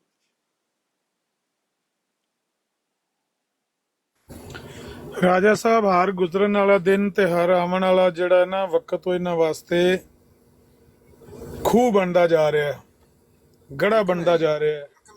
ਬਿਲਕੁਲ ਵੱਲਾ ਜਿਹੜਾ ਅਸੀਂ ਸੋਚਨੇ ਆ ਕਿ WhatsApp ਤੇ ਅਸੀਂ ਇੰਨੇ ਸਾਲ ਕੰਮ ਕੀਤਾ ਹੈ ਨਾ, ਅਸੀਂ ਸਮਝਦੇ ਹਾਂ ਟਿਕਟਾਕ ਨੇ ਮਹੀਨਿਆਂ 'ਚ ਉਹਨਾਂ ਪੈਂਡਾ ਖਿੱਚ ਛੜਿਆ। ਅੱਛਾ, ਜਿੰਨਾ ਅਸੀਂ WhatsApp ਤੇ ਸਮਝਦੇ ਸਨ, ਆਪਣਾ Facebook ਤੇ ਸਮਝਦੇ ਹੁੰਦੇ ਸਾਂ, ਉਹਦੇ ਨਾਲੋਂ ਅੱਧਾ ਟਾਈਮ ਲੈ ਕੇ WhatsApp ਨੇ, ਕਿਉਂਕਿ ਉਹ ਆਡੀਓ ਸੀ। Facebook ਦੇ ਉੱਤੇ ਟਿਪ ਟਪ ਪਿਆ ਕਰਨਾ, ਲਿਖਦਿਆਂ ਰਹਿਣਾ, ਲਿਖ ਲਿਖ ਕੇ ਮਰ ਜਾਣਾ, ਉਂਗਲਾਂ ਥੱਕ ਜਾਣੀਆਂ। ਤੇ ਮੇਰੇ ਕੋਲ ਤੇ ਲਿਖਣ ਦੀ ਪ੍ਰੋਬਲਮ ਵੀ ਮੈਨੂੰ ਬੜੀ, ਮੈਂ ਯਾਨੀ ਜਲਦੀ ਮੇਰੀਆਂ ਉਂਗਲਾਂ ਥੱਕ ਜਾਂਦੀਆਂ, ਲਿਖਣ ਦੀ ਬੜੀ ਮੈਨੂੰ। ਅੱਛਾ, ਜਿੰਨਾ ਅਸੀਂ ਟਾਈਮ ਤੇ એનર્ਜੀ ਲਾਉਂਦੇ ਸਾਂ Facebook ਤੇ, ਉਹਦੇ ਨਾਲੋਂ ਅੱਧਾ ਟਾਈਮ ਤੇ એનર્ਜੀ ਕੰਜ਼ਿਊਮ ਕਰਦੀ ਸੀ WhatsApp ਤੇ, ਉਹ ਜ਼ਿਆਦਾ ਰਿਜ਼ਲਟ ਸੇਮ ਉਹੋ ਹੀ। ਤੁਸੀਂ ਉਹਨੂੰ 2 ਨਾਲ ਹੀ ਜਿਸ ਤਰ੍ਹਾਂ ਜ਼ਰਬ ਦਿੱਤੀ WhatsApp ਨੇ, ਉਸੇ ਤਰ੍ਹਾਂ 2 ਨਾਲ ਜ਼ਰਬ ਦੇ ਕੇ ਤੇ ਟਿਕਟੌਕ ਤੇ ਆ ਕੇ ਜਿੰਨਾ ਅਸੀਂ WhatsApp ਦੇ ਉੱਤੇ ਇੰਨਾ ਖੱਪਦੇ ਸਾਂ, ਇੱਕ ਇੱਕ ਆਡੀਓ ਕਰਨੀ, ਫਿਰ ਥੱਲੇ ਟੈਕਸਟ ਮੈਸੇਜ ਕਰਨੇ, ਫਿਰ ਉਹ ਕਦੇ ਆਡੀਓ ਡਿਲੀਟ ਹੋ ਜਾਣੀ, ਗਰੁੱਪ ਬਣਿਆ ਹੋਣਾ, ਕਦੇ ਕੱਢਿਆ ਕਦੇ ਪਾਇਆ। ਇੱਕ ਇਹਨਾਂ ਦਾ ਗਰੁੱਪ ਸੀ ਸਭ ਤੋਂ ਪਹਿਲੇ WhatsApp ਦਾ, 22 ਵਾਰੀ ਮੈਂ ਇੱਕ ਵਾਰੀ ਗਿਣਿਆ ਨਾ, 22 ਵਾਰੀ ਮੈਨੂੰ ਆਪਣੇ ਗਰੁੱਪ 'ਚ ਐਡ ਕੀਤਾ ਤੇ 22 ਵਾਰੀ ਰਿਮੂਵ ਕੀਤਾ। ਜਿਸੇ ਮੈਨੂੰ ਐਡ ਕਰਦੇ ਫਿਰ ਛਿੱਤਰ ਪੈਂਦੇ, ਫਿਰ ਮੈਨੂੰ ਰਿਮੂਵ ਕਰਦੇ, ਫਿਰ ਮੈਨੂੰ ਐਡ ਕਰਦੇ, ਫਿਰ। ਇਹ ਜਿਹੜਾ ਟਿਕਟੌਕ ਹੈ ਨਾ, ਇਹਨੇ ਇਹ 6-7 ਮਹੀਨਿਆਂ ਦੇ ਵਿੱਚ ਉਹ ਪੈਂਡਾ ਖਿੱਚ ਛੜਿਆ ਜਿਹੜਾ WhatsApp ਨੇ ਨਹੀਂ ਸੀ ਖਿੱਚਿਆ 5-7 ਸਾਲਾਂ 'ਚ। ਨਹੀਂ ਤੇ ਤੁਸੀਂ ਆਪਣਾ ਕੰਮ ਜੌਬ ਤੇ ਵੀ ਕਰਦੇ ਰਹਿੰਦੇ ਹੋ ਤੇ ਨਾਲ ਵੀ ਆਪਣਾ ਕੰਮ, ਇਹ ਕੰਮ ਵੀ ਜਾਰੀ ਰੱਖਦੇ ਹੋ ਸਾਨੂੰ ਤਾਂ? ਹਾਂਜੀ ਹਾਂਜੀ, ਚੱਲਦਾ ਰਹਿੰਦਾ। ਮੈਂ ਜੌਬ ਤੇ ਹੀ ਹਾਂ। ਬਿਲਕੁਲ। ਤੇ ਮੈਂ ਹੁਣ ਰੁਕੇ ਆ ਮਜ਼ਰ। ਆਮਰ ਭਾਈ, ਇੱਥੇ ਮੈਂ ਇੱਕ ਲਾਲਚ ਦੀ ਗੱਲ ਕਰਾਂਗਾ। ਤੁਸੀਂ ਜਿਹੜਾ 6-7 ਸਾਲਾਂ 'ਚ ਜਿਹੜੇ ਇਨਾਮ ਕਮਾਏ ਨੇ ਨਾ, ਇੱਥੇ ਤੁਸੀਂ ਉਹ 6 ਮਹੀਨਿਆਂ 'ਚ ਕਮਾ ਲਏ ਨੇ, ਮਾਸ਼ਾਅੱਲਾ। ਇਹ ਵੀ ਤੇ ਦੇਖੋ ਨਾ, ਮਾਸ਼ਾਅੱਲਾ, ਤੇ ਸਪੀਡ ਹੋ ਗਈ। ਵੱਲਾ ਆਲਮ, ਸਾਨੂੰ ਦੁਨੀਆ ਦੇ ਤੇ ਅੱਲਾ ਗਵਾਹ ਹੈ ਕਿ ਦੁਨੀਆ ਦੇ ਕਿਸੇ ਨਾਮ ਦੀ ਜ਼ਰੂਰਤ ਨਹੀਂ ਹੈ। ਜ਼ਰੂਰਤ ਹੈ ਨਬੀ ਦੇ ਹੌਜ਼ੇ ਕੌਸਰ ਤੋਂ ਪਾਣੀ ਦੇ ਪਿਆਲੇ ਦੀ। ਇਹਦੇ ਇਲਾਵਾ ਸਾਨੂੰ ਕੀ ਲਾਲਚ ਦੁਨੀਆ ਦਾ? ਅਸੀਂ ਆਪਣੀ ਮਿਹਨਤ ਮਜ਼ਦੂਰੀ ਵਾਸਤੇ, ਆਪਣੇ ਬੱਚਿਆਂ ਦਾ ਪੇਟ ਪਾਲਣ ਵਾਸਤੇ ਇਹ ਮਜ਼ਦੂਰੀ ਦੇ ਠੀਏ ਤੇ, ਜਿਹਨੂੰ ਪੰਜਾਬੀ 'ਚ ਨਹੀਂ ਕਹਿੰਦੇ, ਮਜ਼ਦੂਰੀ ਤੇ ਠੀਏ ਤੇ ਬੈਠੇ ਆ, ਗੱਡੀ ਚਲਾਉਣ ਲੱਗੇ ਆ। ਤੇ ਸਾਨੂੰ ਕੋਈ ਲਾਲਚ ਨਹੀਂ ਦੁਨੀਆ ਦਾ ਹੈ, ਲੇਕਿਨ ਇਹ ਆਖੋ ਕਿ ਅੱਲਾ ਦੇ ਨਬੀ ਦੇ ਦੀਨ ਨੂੰ ਇਹਦੇ ਨਾਲ ਅਗਰ ਮਨਫੀਅਤ ਹਾਸਲ ਹੋਈ ਹੈ ਮਹੀਨਿਆਂ ਵਿੱਚ, ਜਿਹੜੀ ਅਸੀਂ ਉੱਥੇ ਸਾਲਾਂ ਲਾ ਕੇ ਆਂਦੇ ਸਾਂ ਕਿ ਇਹ ਲੋਕ ਸਮਝ ਜਾਣ, ਲੋਕਾਂ ਨੂੰ ਕਿਸੇ ਨੂੰ ਜਿਹਨੂੰ ਭੁਲੇਖਾ ਲੱਗਿਆ ਨਿਕਲ ਆਵੇ, ਤੇ ਉਹ ਉਹਨਾਂ ਟਾਈਮ ਤੇ એનર્ਜੀ ਕੰਜ਼ਿਊਮ ਕਰਕੇ ਉਹਨਾਂ ਨਹੀਂ ਸੀ ਫਾਇਦਾ ਮਿਲਦਾ। ਮਤਲਬ ਬੰਦੇ ਹੈਨ ਸਨ WhatsApp ਦੇ ਉੱਤੇ ਵੀ ਐਸੇ ਬੰਦੇ ਹੈ ਨੇ ਜਿਨ੍ਹਾਂ ਨੇ ਸਾਨੂੰ ਕਿਹਾ ਕਿ ਅਸੀਂ ਤੁਹਾਡੀ ਵਜ੍ਹਾ ਤੋਂ, ਤੁਹਾਡੀਆਂ ਗੱਲਾਂ ਸੁਣ ਕੇ ਅਸੀਂ ਇਸਲਾਮ ਕਬੂਲ ਕੀਤਾ। ਲੇਕਿਨ ਇੱਥੇ ਟਿਕਟੌਕ ਤੇ ਅਲਹਮਦੁਲਿਲਾ ਮਹੀਨਿਆਂ ਵਿੱਚ ਹੀ ਬੰਦੇ ਆ ਗਏ ਨੇ, ਪਰਸਨਲ ਚ ਉਹਨਾਂ ਨੇ ਆ ਕੇ ਸਾਨੂੰ ਦੱਸਿਆ ਕਿ ਅਸੀਂ ਤੁਹਾਡੀ ਗੁਫ਼ਤਗੂ ਸੁਣ ਕੇ ਅਸੀਂ ਤੇ ਹੈਰਾਨ ਹੀ ਰਹਿ ਗਏ, ਸਾਨੂੰ ਤੇ ਇਹਨਾਂ ਗੱਲਾਂ ਦਾ ਪਤਾ ਹੀ ਨਹੀਂ ਸੀ ਹੈ। ਅਲਹਮਦੁਲਿਲਾ ਬੰਦੇ ਨਿਕਲ ਰਹੇ। ਸਾਡੀ ਅਸਲ ਕਮਾਈ ਜਿਹੜੀ ਤੁਸੀਂ ਕਮਾਉਂਦੇ ਪਏ ਹੋ ਉਹ ਨਹੀਂ ਜਿਹੜੀ ਅੱਜ ਕੱਲ ਦੁਨਿਆਵੀ ਕਮਾਈ ਹੈ। ਕਮਾਈ ਅਸਲੀ ਹੋਈ ਹੈ ਜਿਹੜੀ ਜ਼ਿੰਦਗੀ ਕਦੀ ਖਤਮ ਹੀ ਨਹੀਂ ਹੋਣੀ। ਤੇ ਉਹ ਮਾਸ਼ਾਅੱਲਾ ਉਹਦੇ 'ਚ ਹੀ ਤੁਹਾਨੂੰ ਜਲਦੀ ਟਾਈਮ ਮਿਲਿਆ ਕਿ ਇਸ ਟਾਈਮ 'ਚ ਤੁਸੀਂ ਬੜੀ ਸਪੀਡ ਨਾਲ ਮਾਸ਼ਾਅੱਲਾ ਸੁਮਾ ਮਾਸ਼ਾਅੱਲਾ ਮਿਹਨਤ ਕਰਕੇ, ਤੇ ਮੈਂ ਤੇ ਕਹਿੰਦਾ ਜਵਾਬ ਹੀ ਨਹੀਂ ਤੁਹਾਡਾ, ਲਾ ਜਵਾਬ ਹੋ ਮਾਸ਼ਾਅੱਲਾ। ਬਿਲਕੁਲ ਇਹ ਗੱਲ ਬਹੁਤ ਅੱਛਾ ਕੰਮ। अस्सलाम वालेकुम। ਅੱਜ ਕਰ ਸਕਣਾ ਕੁਝ ਆਪਣਾ ਅਮਰ ਭਾਈ?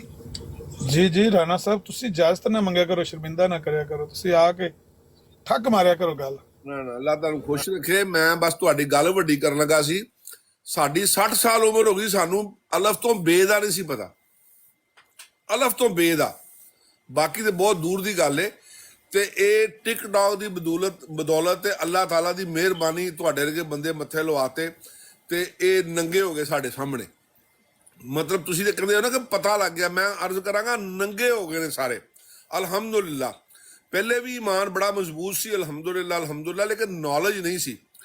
ਲੇਕਿਨ ਮੈਂ ਅੱਜ ਐਪਰੀਸ਼ੀਏਟ ਕਰਨਾ ਚਾਹੁੰਦਾ ਤੁਹਾਨੂੰ ਵੀ ਤੇ ਪੱਪੂ ਮਲਕ ਨੂੰ ਵੀ। ਕੱਲ ਦੀ ਜਿਹੜਾ ਤੁਸੀਂ ਦੀ ਪੱਪੂ ਦੀ ਸਾਈਡ ਲਿੱਤੀ ਤੇ ਅੱਜ ਪੱਪੂ ਨੂੰ ਦਾਤ ਦੇਣ ਲੱਗੇ। ਮੈਂ ਉੱਥੇ ਮੌਜੂਦ ਨਹੀਂ ਸਾਂ ਜਦੋਂ ਮਤਲਬ ਇਹ ਫਸਾਦ ਹੋਇਆ, ਲੇਕਿਨ ਜਦੋਂ ਫਿਰ ਤੁਸੀਂ ਆਪਣਾ ਮੌਕਫ ਦੇ ਕੇ ਤੇ ਮਤਲਬ ਸਖਤੀ ਦੇ ਨਾਲ ਉਹਨਾਂ ਨੂੰ ਕਹਿੰਦੇ ਜੀ ਪਹਿਲੇ ਪੱਪੂ ਮਲਕ ਨੂੰ ਲਵੋ, ਤੇ ਕੱਲ ਦਾ ਪੱਪੂ ਮੈਨੂੰ ਵੀ ਥੋੜਾ ਜਿਹਾ ਚੰਗਾ ਲੱਗਣ ਲੱਗ ਪਿਆ, ਥੋੜਾ ਜਿਹਾ। ਲੇਕਿਨ ਕਿਉਂ ਕਿ ਇਹਦਾ ਕੋਈ ਪਤਾ ਨਹੀਂ ਕਿਹੜੇ ਵੇਲੇ ਪਟਰੀ ਤੋਂ ਉਤਰ ਜਾਵੇ। ਲੇਕਿਨ ਠੀਕ ਹੋ ਜਾਏਗਾ ਉਸਤਾਦ ਸਾਹਿਬ। ਕੱਲ ਵੜੈਚ ਪਿਆਂਦਾ ਸੀ, ਨਵੀਦ ਵੜੈਚ ਪੱਪੂ ਨੂੰ ਆਂਦਾ ਸੀ ਅਮਰ ਦੀ ਤੇਰੇ ਤੇ ਨਜ਼ਰ ਹੈ, ਅੱਗੇ ਨੇ ਬੜੇ ਬੰਦੇ ਖਰਾਬ ਕੀਤੇ ਨੇ, ਤੂੰ ਤੇਰੇ ਤੇ ਫੋਕਸ ਪੈ ਕਰਦਾ ਹੀ ਤੇ ਬਚ ਜਾਏ ਤੇ ਤੂੰ ਟ੍ਰੇਨਿੰਗ 'ਚ ਉਹ ਕਹਿ ਰਿਹਾ ਸੀ ਤੂੰ ਟ੍ਰੇਨਿੰਗ ਲੈ ਰਿਹਾ ਹੈ, ਤੂੰ ਟ੍ਰੇਨਿੰਗ 'ਚ ਅਮਰ ਜਿਹੜੇ ਬੰਦੇ ਤੁਹਾਡੇ ਨਾਲ ਲੱਗੇ ਨੇ ਉਹ ਖਰਾਬ ਨਹੀਂ ਹੋਏ, ਉਹਨਾਂ ਦੀ ਆਖਰਤ ਸੁਰ ਗਈ ਅੱਲਾ ਦੇ ਹੁਕਮ ਨਾਲ। ਉਹਨਾਂ ਦੀਆਂ ਨਸਲਾਂ ਠੀਕ ਹੋ ਜਾਣਗੀਆਂ ਇਨਸ਼ਾਅੱਲਾ ਤਾਲਾ ਜੀ ਅਲਹਮਦੁਲਿਲਾ। ਮਰਦਾਈਆਂ ਦੇ ਬਕੌਲ ਤੇ ਬੰਦੇ ਖਰਾਬ ਹੀ ਕੀਤੇ ਨੇ। ਬਹੁਤ ਮਿਹਰਬਾਨੀ। ਮੈਂ ਥੱਲੇ ਜਾ ਰਿਹਾ, ਤੁਸੀਂ ਉਹਨੂੰ ਲੈ ਲਓ ਬਸ। Thank you so much. ਬੈਠੋ ਰਾਣਾ ਸਾਹਿਬ, ਤੁਸੀਂ ਬੈਠੋ ਈਜ਼ੀ ਰਹੋ। ਕੋਈ ਨਹੀਂ ਪੱਪੂ ਮਲਕ ਸਾਹਿਬ, ਤੁਸੀਂ ਕੱਲ ਉੱਥੇ ਜਿਸ ਵੇਲੇ ਆਏ ਹੋ ਮੈਂ ਵੀ ਮੌਜੂਦ ਸੀ ਉੱਥੇ, ਤੇ ਤੁਸੀਂ ਬੜਾ ਇੱਕ सेंसेबल सवाल उठाया और आमिर भाई ने उसकी बड़े अच्छे तरीके ਨਾਲ ਪਾਇਆ, ਤਕਮੀਲ ਤੱਕ ਪਹੁੰਚਾਇਆ। ਇਹ ਤੁਹਾਨੂੰ ਵੈਸੇ ਹੀ ਜ਼ਿਹਨ ਚ ਆ ਗਿਆ ਜਾਂ ਰਾਜਾ ਸਾਹਿਬ? ਮੈਨੂੰ ਹੈਰਤ, ਮੈਨੂੰ ਗੁੱਸਾ ਤੇ ਅਫਸੋਸ ਹੋਇਆ ਸੀ। ਉਹ ਜਿਹੜੇ ਸ਼ਹਜ਼ਾਦ ਸਾਹਿਬ ਸਨ ਸ਼ਾਇਦ, ਓਏ ਕਾਦੀਆਨੀ ਅਹਿਮਦੀ ਤੇ ਗਾਲੀ ਦੇ ਹੀ ਨਹੀਂ ਸਕਤੇ। ਮੈਂ ਕਿਹਾ ਜ਼ਰਾ ਸਬਰ ਕਰ, ਮੈਂ ਤੈਨੂੰ ਦੱਸਾਂ ਤੁਹਾਡੇ ਨਬੀ ਨੇ ਤੁਹਾਡੀ ਕਿਤਾਬਾਂ 'ਚ ਕੀ ਲਿਖਿਆ ਹੈ। ਉੱਥੋਂ ਮੇਰੇ ਫਿਰ ਜ਼ਿਹਨ 'ਚ ਆਇਆ ਤੇ ਫਿਰ ਉੱਥੋਂ ਗੱਲ ਛਿੜਦੀ ਮੈਂ ਕਿਹਾ ਗਾਲੀਆਂ ਨਹੀਂ ਹਨ। ਫਿਰ ਉੱਥੋਂ ਮੈਨੂੰ ਹਦੀਸ ਯਾਦ ਆ ਗਈ ਤੇ ਮੁਨਾਫਿਕ ਹੁੰਦਾ ਜਿਹੜਾ ਗਾਲੀ ਲੜਾਈ ਝਗੜੇ ਤੇ ਗਾਲੀ ਕੱਢੇ। ਫਿਰ ਉਦੋਂ ਗੱਲ ਵਧਦੇ ਤੁਹਾਡੇ ਸਾਹਮਣੇ ਮੈਂ ਨਹੀਂ, ਮੈਂ ਇਹ ਕਹਿ ਰਿਹਾ ਹਾਂ ਕਿ ਮੈਨੂੰ ਤੁੱਕੋ ਨਹੀਂ ਸੀ ਕਿ ਤੁਸੀਂ ਇਤਨਾ ਸੈਂਸੇਬਲ ਤਰੀਕੇ ਨਾਲ ਆਪਣਾ ਸਵਾਲ ਪ੍ਰੈਜ਼ੈਂਟ ਕਰ ਸਕੋ। ਮੈਂ ਇਹ ਕਹਿ ਰਿਹਾ ਜੀ ਅਲਹਮਦੁਲਿਲਾ ਕਦੀ ਗਰੂਰ ਨਹੀਂ ਕੀਤਾ। ਬਹਰਾਲ ਜੀ, ਵੈਲ ਡਨ, ਬਹੁਤ ਅੱਛਾ ਸੀ, ਮੈਨੂੰ ਬੜਾ ਪਸੰਦ ਆਇਆ। ਤੇ ਅਮਰ ਭਾਈ ਦੀ ਗੱਲ ਖਤਮ ਹੋਈ ਤੇ ਮੈਂ ਤਾਂ ਉੱਥੇ ਲੈ ਆਇਆ ਸੀ, ਮੈਂ ਦੇਖਿਆ ਅਮਰ ਭਾਈ ਨਹੀਂ ਹਨ ਤੇ ਮੈਂ ਵੀ ਆ ਗਿਆ। ਮੈਂ ਕਿਹਾ ਹੁਣ ਉਹ ਰੋਣਾ ਧੋਣਾ ਆਪਣਾ ਕਰਦੇ ਰਹਣ ਪਿੱਛੇ।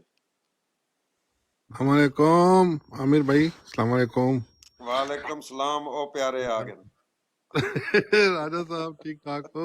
जी ठीक ठाक मलिक साहब जी, माशाल्लाह माशाल्लाह। एक कल ਉਹ ਪਹਿਲੇ ਤਾਂ ਮੌਲਵੀ ਨੇ ਕਿਹਾ ਸੀ ਨਾ ਕਿ ਖਾਓ ਖਜੂਰਾਂ ਤੇ ਪੀਓ ਅਬੇ ਜ਼ਮਜ਼ਮ, ਰਾਤੀ ਕਿਹਾ ਪੱਪੂ ਨੂੰ ਕਿ ਇਹ ਤੂੰ ਟ੍ਰੇਨਿੰਗ ਲੈ ਰਿਹਾ ਯਾਰ ਅਮਰ ਨਜ਼ੀਰ।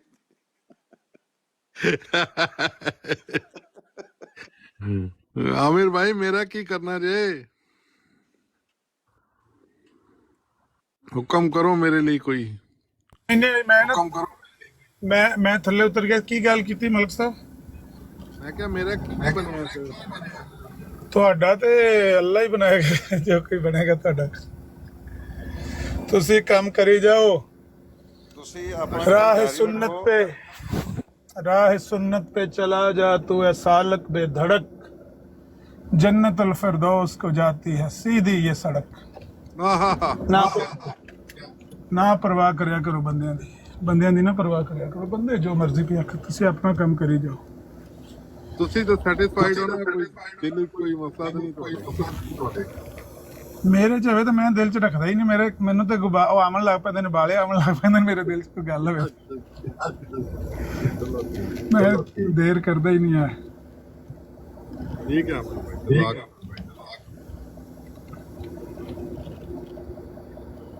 ਕੁਝ ਨਹੀਂ ਹੁੰਦਾ। ਅਸਲ ਚੀਜ਼ ਇਹ ਹੁੰਦੀ ਹੈ, ਮੈਂ ਅੱਗੇ ਵੀ ਇਹੀ ਗੱਲ ਆਖਣ ਲੱਗਿਆ ਸੀ ਅਲੀ ਨੂੰ ਵੀ, ਕਿ ਜੇ ਗੱਲ ਹੋਵੇਗੀ, ਗੁਫ਼ਤਗੂ ਹੋਵੇਗੀ ਤੇ ਲੋਕਾਂ ਨੂੰ ਇਹਨਾਂ ਦਾ ਅੰਦਰਵਾਰ ਲੱਭੇਗਾ, ਸਾਹਮਣੇ ਆਵੇਗਾ ਨਾ। ਮਿਰਜ਼ਾਈ ਤੇ ਚਾਹੁੰਦੇ ਨੇ ਜਿਹੜਾ ਉਹਨਾਂ ਦਾ ਨਾ ਹਾਰਡਕੋਰ ਜਿਹਨੂੰ ਕਹਿੰਦੇ, ਤੁਸੀਂ ਕੀ ਕਹਿੰਦੇ ਵੇ ਸਾਹਿਬ, ਹੌਕਸ ਨੇ ਜਿਹੜਾ ਉਹਨਾਂ ਦਾ ਹੌਕਸ ਨੇ ਜਿਹੜੇ, ਉਹ ਤੇ ਚਾਹੁੰਦੇ ਨੇ ਕਿ ਬਾਈਕਾਟ ਹੋ ਜੇ ਤੇ ਇਹਨਾਂ ਨਾਲ ਗੱਲਬਾਤ ਸਾਡਾ ਕੋਈ ਮੁਸਲਮਾਨ ਨਾ ਕਰੇ। ਉਹਨਾਂ ਬਾਈਕਾਟ ਸਾਡਾ ਕੀਤਾ ਹੈ। ਸਾਡੀਆਂ ਲਿਸਟਾਂ ਬੜੀਆਂ, ਇੱਥੇ ਨਹੀਂ ਲਿਸਟਾਂ ਬਣੀਆਂ, ਸਾਡੀਆਂ WhatsApp ਤੇ ਬਲੈਕ ਲਿਸਟਾਂ ਬਣੀਆਂ ਸੀ ਤੇ ਇਹ ਲਿਸਟਾਂ ਉਹਨਾਂ ਨੇ ਸਾਡੀਆਂ ਬਣਾਈਆਂ ਨੇ ਕਿ ਇਹਨਾਂ ਨਾਲ ਗੱਲ ਨਾ ਕੀਤੀ ਜਾਏ, ਇਹਨਾਂ ਦੇ ਨੇੜੇ ਕੋਈ ਬੰਦਾ ਨਾ ਲੱਗੇ। ਅਸੀਂ ਉਹਨਾਂ ਨੂੰ ਛੂਟ ਵੀ ਦਿੰਨੇ ਆ, ਉਹਨਾਂ ਦਾ ਕੁਫਰ ਵੀ ਸੁਣਨੇ ਆ। ਸਾਰਾ ਦਿਨ ਉਹ ਲੇ ਸਲਾਤ ਲੇ ਸਲਾਮ ਲੱਗੇ ਹੁੰਦੇ ਨੇ, ਅਸੀਂ ਸੁਣਨੇ ਆ। ਕਿਉਂ? ਸਾਡੇ ਵੀ ਕਾਲਜ ਤੇ ਛੁਰੀਆਂ ਚੱਲਦੀਆਂ ਨੇ। ਸਾਨੂੰ ਵੀ ਪਤਾ ਲੱਗਦਾ ਕਿ ਜਿਹੜਾ ਬੰਦਾ ਨਬੀ ਅਲੈਹਿਸਸਲਾਤੁ ਵਸਲਾਮ ਤੋਂ ਬਾਅਦ ਕਿਸੇ ਮਦਈਏ ਨਬੂਵਤ ਨੂੰ ਸੱਚਾ ਪਿਆ ਜਾਣਦਾ ਹੈ ਤੇ ਉਹਦੇ ਤੇ ਲੇ ਸਲਾਤ ਲੇ ਸਲਾਮ ਪਿਆ ਪੜਦਾ ਹੈ, ਅੱਲਾ ਦੇ ਨਬੀ ਨੂੰ ਝੁਟਲਾ ਰਿਹਾ ਹੈ। ਅਸੀਂ ਕਿਉਂ ਸਬਰ ਕਰਨੇ ਆ? ਇਸੇ ਗੱਲ ਵਾਸਤੇ ਇਹ ਕੁਫਰ ਸੁਣ ਲਓ, ਸ਼ਾਇਦ ਤੁਸੀਂ ਜਵਾਬ ਦਿਓ ਤੇ ਕਿਸੇ ਦੇ ਦਿਲ 'ਚ ਗੱਲ ਉਤਰ ਜੇ, ਸ਼ਾਇਦ ਕਿਸੇ ਦਾ ਫਾਇਦਾ ਹੋ ਜੇ। ਗੱਲ ਇਹ ਹੈ ਕਿ ਜੇ ਇਹ ਉਹਨਾਂ ਦੇ ਜਿਹੜੇ ਹੌਕਸ ਨੇ, ਅਗਰ ਉਹ ਆਪਣੀ ਮਿਸ਼ਨ 'ਚ ਕਾਮਯਾਬ ਹੋ ਜਾਂਦੇ ਨੇ, ਅਸੀਂ ਬਾਈਕਾਟ ਕਰਕੇ ਉਹਨਾਂ ਦਾ ਤੇ ਘਰ ਬਹਿ ਰਹਿੰਦੇ ਆ, ਗੁਫ਼ਤਗੂ ਹੁੰਦੀ ਨਹੀਂ ਤੇ ਇਹ ਗੱਲਾਂ ਕਿੰਝ ਸਾਹਮਣੇ ਆਉਂਦੀਆਂ? ਇਹ ਗੱਲਾਂ ਹਮੇਸ਼ਾ ਕ੍ਰਾਸ ਟਾਕ ਨਾਲ ਸਾਹਮਣੇ ਆਉਂਦੀਆਂ ਨੇ। ਜਦੋਂ ਤੁਹਾਡੇ ਤੁਹਾਡੇ ਭਾਈ ਕੋਈ ਇੱਕ ਟਾਈਮ ਦੇ ਜਦੋਂ ਆਪਣਾ ਸੇਲ ਸਾਹਿਬ ਆਏ ਨੇ, ਇਹਨਾਂ ਕੋਲ ਵੀ ਪੁੱਛ ਲਓ ਜ਼ਰਾ, ਸੇਲ ਸਾਹਿਬ ਕੋਲ ਨੌਕਰੀ ਲਿਆ ਕਾਲ ਤੇ। ਮੈਂ ਨਾ ਥੱਲੇ ਜਾਣਾ 2 ਮਿੰਟ ਵਾਸਤੇ, ਤੁਸੀਂ ਗੱਲ ਕਰੋ, ਮੈਂ ਆਨਾ ਤੇ ਫਿਰ ਬਾਕੀ ਇੱਥੋਂ ਹੀ ਗੱਲ ਟੋਰਨੀ।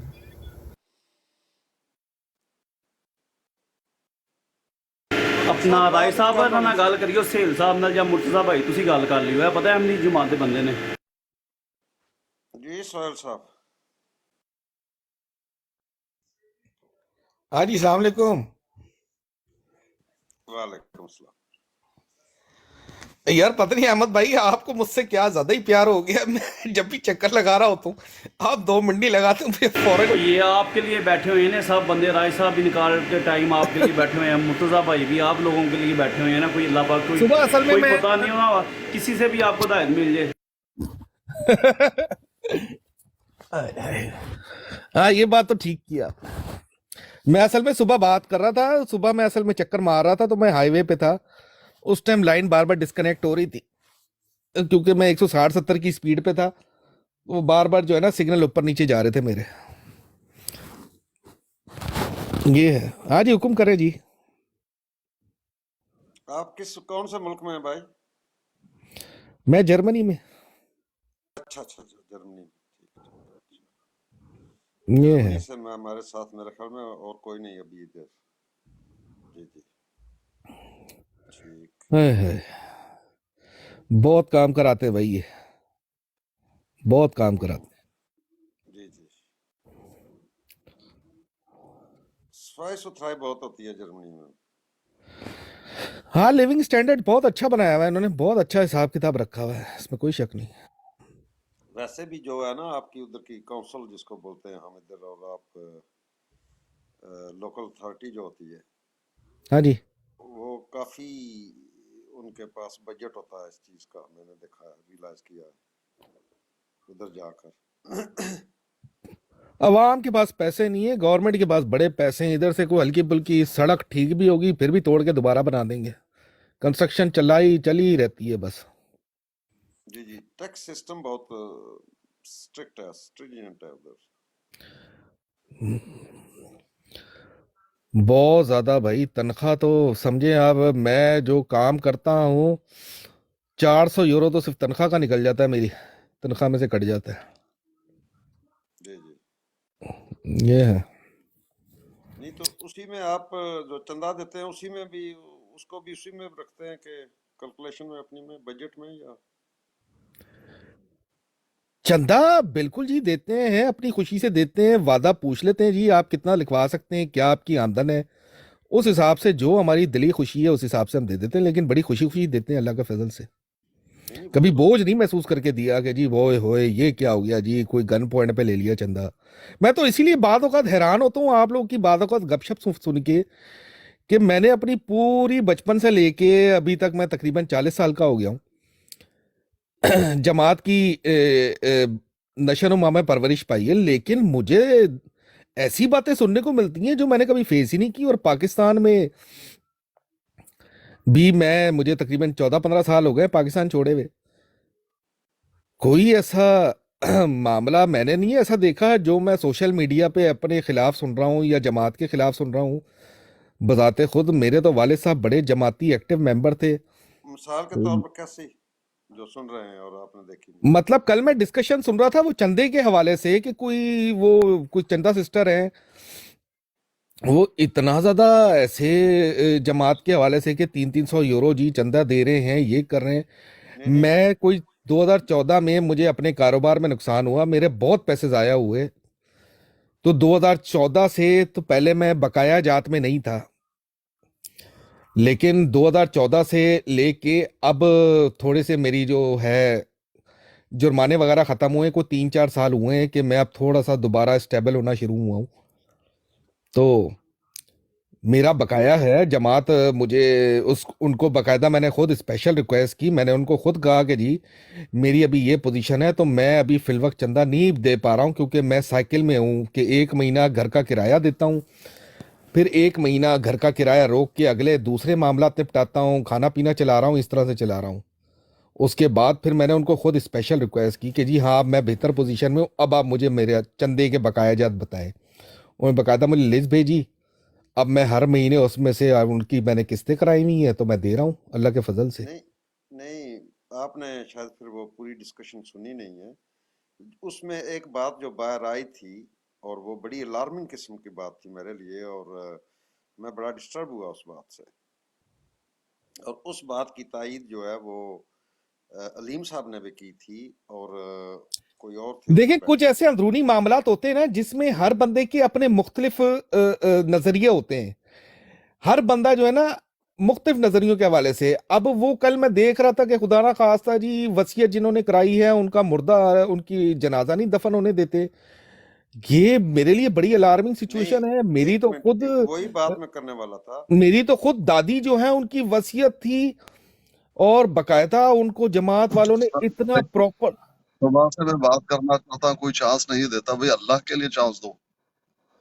इतना प्रॉपर सेटअप करके और उनको सर बकायदा पीर साहब आगे आपकी एक और फेक आईडी आई थी, मैंने बोला बोलो बोलो बोलो, कोई बोल नहीं था रहा, मैं कहा पता भी नहीं चलता पीर साहब की असल वाली आईडी भाई कौन सी है, नकल कौन सी है। मैंने बोला भी, लेकिन किसी ने सुना नहीं, नहीं गरीब की नहीं, आवाज मैंने अभी नहीं। सुना है ना, आप पहले बोलें, सब भाई खामोश करें, पीर साहब को मौका देते हैं, पीर साहब पहले बोलें। जी बोले पीर साहब। बहुत जो है, मेरी आवाज आ रही है? ये है आ रही। असल में मैं बहुत ही, आप समझ लीजिएगा कि ऐसे परेशान हूं कि मुझे गुफ्तगू करने नहीं दिया जा रहा, क्या वजह है? चले शुक्र है ये परेशानी तो खत्म नहीं हो नहीं गई, पीर अल्लाह साहब ना आपने आइंदा से याद रखना है, जब भी आप आए ना सबसे पहले आपने स्पीकर ऑन करके बोलना है, बेशक फिर बाद में बैठे रहे 2 घंटे, आपको मैंने कल भी बोला था। अच्छा अच्छा सुनिए, अब ये मजाक मैंने किया, कोई मसला नहीं। देखिए थोड़ी सी बात मैं कर लेता हूँ, क्योंकि बाद में मैंने फिर सुनना है खामोशी से। थोड़ी सी बात करता हूँ ये चंदे वाले पे। ये जो साथी बात कर रहे हैं अहमदी भाई, ये कह रहे हैं कि कोई परेशानी नहीं, कुछ नहीं कुछ नहीं। भाई आप ही के जमात जो छोड़ते हैं, जो जमात में होते हैं, उस चीज से परेशान है। दूसरी बात, आप जरा सुन लीजिए, जरा सोच लीजिए, अभी आपने जो कुछ बयान किया खुद इसमें सोचिए कि आपके हालात अच्छे नहीं थे, साइकिल वगैरह जो भी आपने कहा, लेकिन जब भी हालात सही हुए आप आए और आपने कहा बताइए क्या बकाया जात है, आपको वो टेंशन है देने का। ये कहाँ तक दुरुस्त होगा? अच्छा मेरे भाई देखें, ज़कात का मसला है, कभी आपने सुना कि किसी मुसलमान ने ये कोफ्त महसूस किया कि हमें ज़कात देना पड़ता है? अल्लाह पाक ने एक निज़ाम दे दिया, कितना अच्छा निज़ाम है। ज़कात है, अगर आपका माल जो है ज़कात तक पहुंचा हुआ है, आप साल में एक मरतबा दे देंगे, कोई टेंशन नहीं। अच्छा अगर माल नहीं है और उस मिकदार में नहीं पहुंचा कि आप ज़कात दे दें, कोई हल्ला गुल्ला नहीं, कुछ भी नहीं, आपको ये परेशानी नहीं, बाद में दे दूंगा, हालात ठीक हो जाए दे दूंगा, कोई परेशानी नहीं। भाईजान ये खामखा का एक तौक है जो गरीबों के गले में डाला गया है। बाकी आपकी मर्जी, आप दे दें खुला डुला, लेकिन इससे परेशानी है। मजीद मोहतरम भाई ये देखें, जो सबसे अच्छे माने जाते हैं तलत जी हैं और वो टोनी साहब हैं, और एक हैं हमारे पहल जब व्हाट्सएप की दुनिया हुई करती थी, उसमें वो हमारे मौलवी जो वो बड़ाइच, पूरा नाम याद में नहीं आ रहा, मौलवी अभी लिखता है अपने नाम पे, नदीम है पता नहीं क्या नाम, बड़ाइच, वो सबसे अच्छा माना जाता था, मुहतरम आमिर नजीर कहते थे। लेकिन आप देख लें, जिन पे भी आमिर नजीर साहब हाथ रख लेते कि अच्छे हैं, वही सबसे ज्यादा बुग़्ज़ी होते हैं, सबसे ज्यादा बुग़्ज़ी उनमें बुग़्ज़ और अनाद होता है। रही बात इमाम हुसैन की, बात हो रही थी, उन्होंने जो कुछ लिखा, लेकिन आप देख लें ये अहमदियों किस तरह का किरदार है इनका। आज इन्होंने कह दिया, किसने? तलत ने क्या कहा? को भाई वो जो सहाबी मरा था गुलाम मोहम्मद कादियानी जी को मानने वाला, वो तो डर गया था भाई, डट गया था, कत्ल करो, मानूंगा नहीं, छोड़ूंगा नहीं। लेकिन जहां इमाम हुसैन रज़ी अल्लाह अन्हु का मामला है, जरा खुद सोचिए, अकल के नाखून ले लीजिए। उसमें क्या था?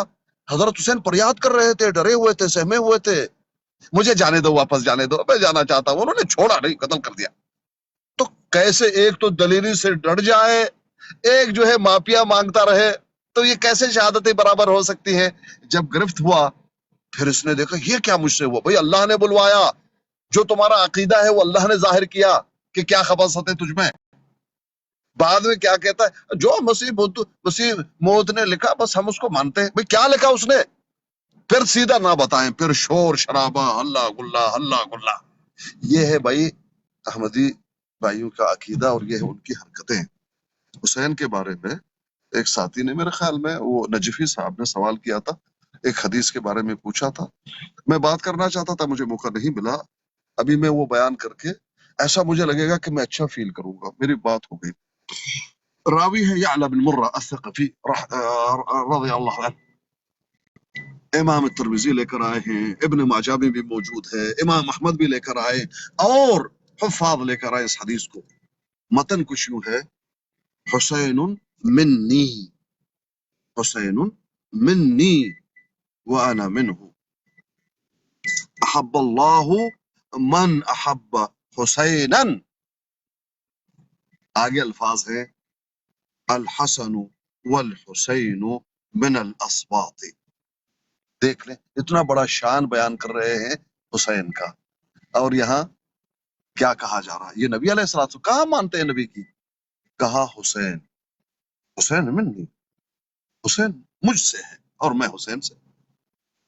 और अल्लाह पाक दुआ कर रहे हैं नबी, अहब्बल्लाहु, अल्लाह पाक उससे मोहब्बत करता है, या अल्लाह उससे मोहब्बत करे जो हुसैन से मोहब्बत करता है, जो हुसैन से।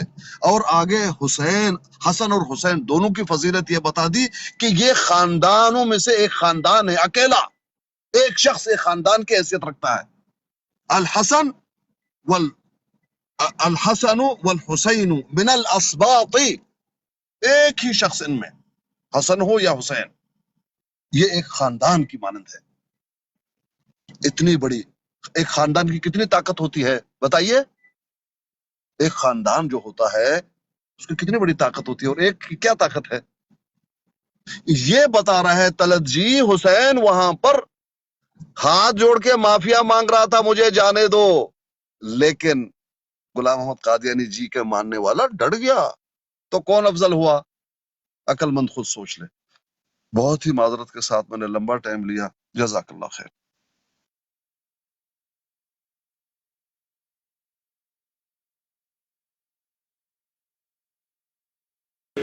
भाई साहब आप सहेल साहब को मौका दे दें। जी सोहेल साहब।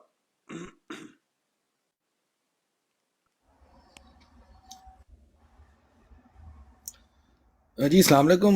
मुझे तो ऐसा लग रहा है पीर साहब के सामने कोई यहूदी या कोई ईसाई बैठा है और वो उसके सामने इस्लाम के फ़ज़ाइल बयान कर रहे हैं। वो भाई हमें इस्लाम के फ़ज़ाइल, मैंने जमात अहमदिया में परवरिश खाई है। मैंने शायद अपना स्टेटस और बैकग्राउंड पहले भी बताया था कि मेरे वालिद साहब ने फूलों की सेज छोड़ के जमात को कबूल किया, कांटों की सेज कबूल की है उन्होंने। मेरे लिए तो उनका रोल मॉडल जो है ना वो सबसे आगे है। इसलिए हमने जमात के अंदर नशोनुमा पाई है। हमें तो दीन इस्लाम, रसूल सल्लल्लाहु अलैहि वसल्लम की मोहब्बत, इन चीज़ों के अलावा कुछ सिखाया ही नहीं जमात ने। मैं पहले भी याद कर चुका हूँ कि आपको गुजारिश है, आप एक बड़ी इंपॉर्टेंट चीज भूल रहे हैं। जमात ने आपको झूठ बोलना सिखाया है, जो कि आप बिल्कुल आप अपनी इस टिकटॉक पे आमद को याद करें। जब आपकी आमद हुई है, पहले तो आपने तस्लीम ही नहीं किया कि आप अहमदी कादियानी हैं। पहले तो आप कलावे पढ़ते रहे हैं उनके कि जनाब वो अहमदी बड़े अच्छे लोग होते हैं, बड़े डटे हुए लोग होते हैं। आपको तो 2-3 दिन लग गए हैं क्लियर होने में कि भाई हाँ मैं खुल के कादियानी हूँ। और ये खाली आपका नहीं, ये जितने भी नए कादियानी आते हैं उनको जमात ने ये झूठ सिखाया होता है कि मुसलमानों में जाकर कभी खुल के ना बताना कि हम कादियानी हैं। पहले जमात की तारीफें करो, बड़ी अच्छी है जमात, बड़ा अच्छा सिलसिला है।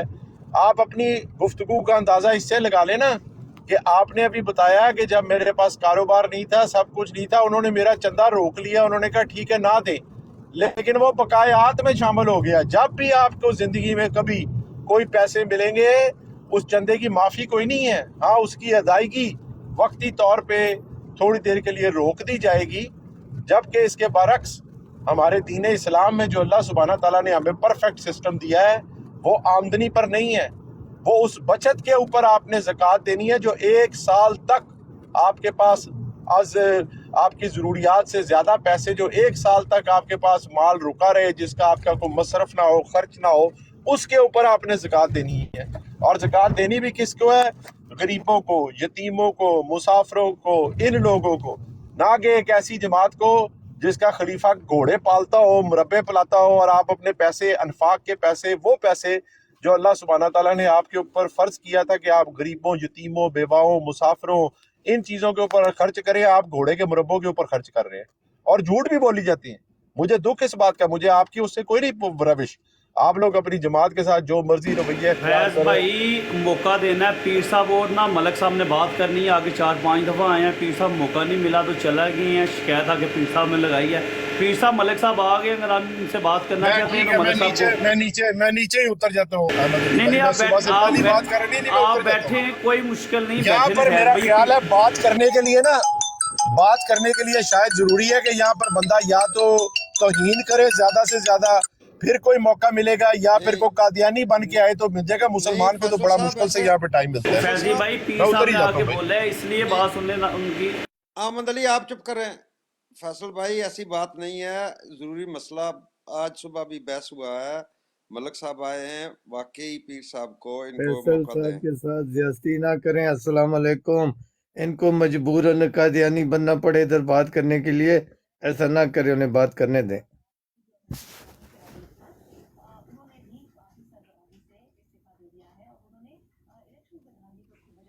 साहब आपने माशाल्लाह बहुत अच्छी बातें की हैं। अगर आप फ्री हैं तो प्लीज आप जारी रखें। जज़ाकल्लाह। मैं बात कर सकता हूँ या भाई करें, जो भी बात करें करें, हम सुने। अच्छा जी, मैं ये बात करना चाह रहा था। फैसल साहब ने मुझे बोला कि जी मैंने अपने आप को छुपा के रखा। मुझे छुपा के रखना होता तो मैं अभी तक छुपा के रखता।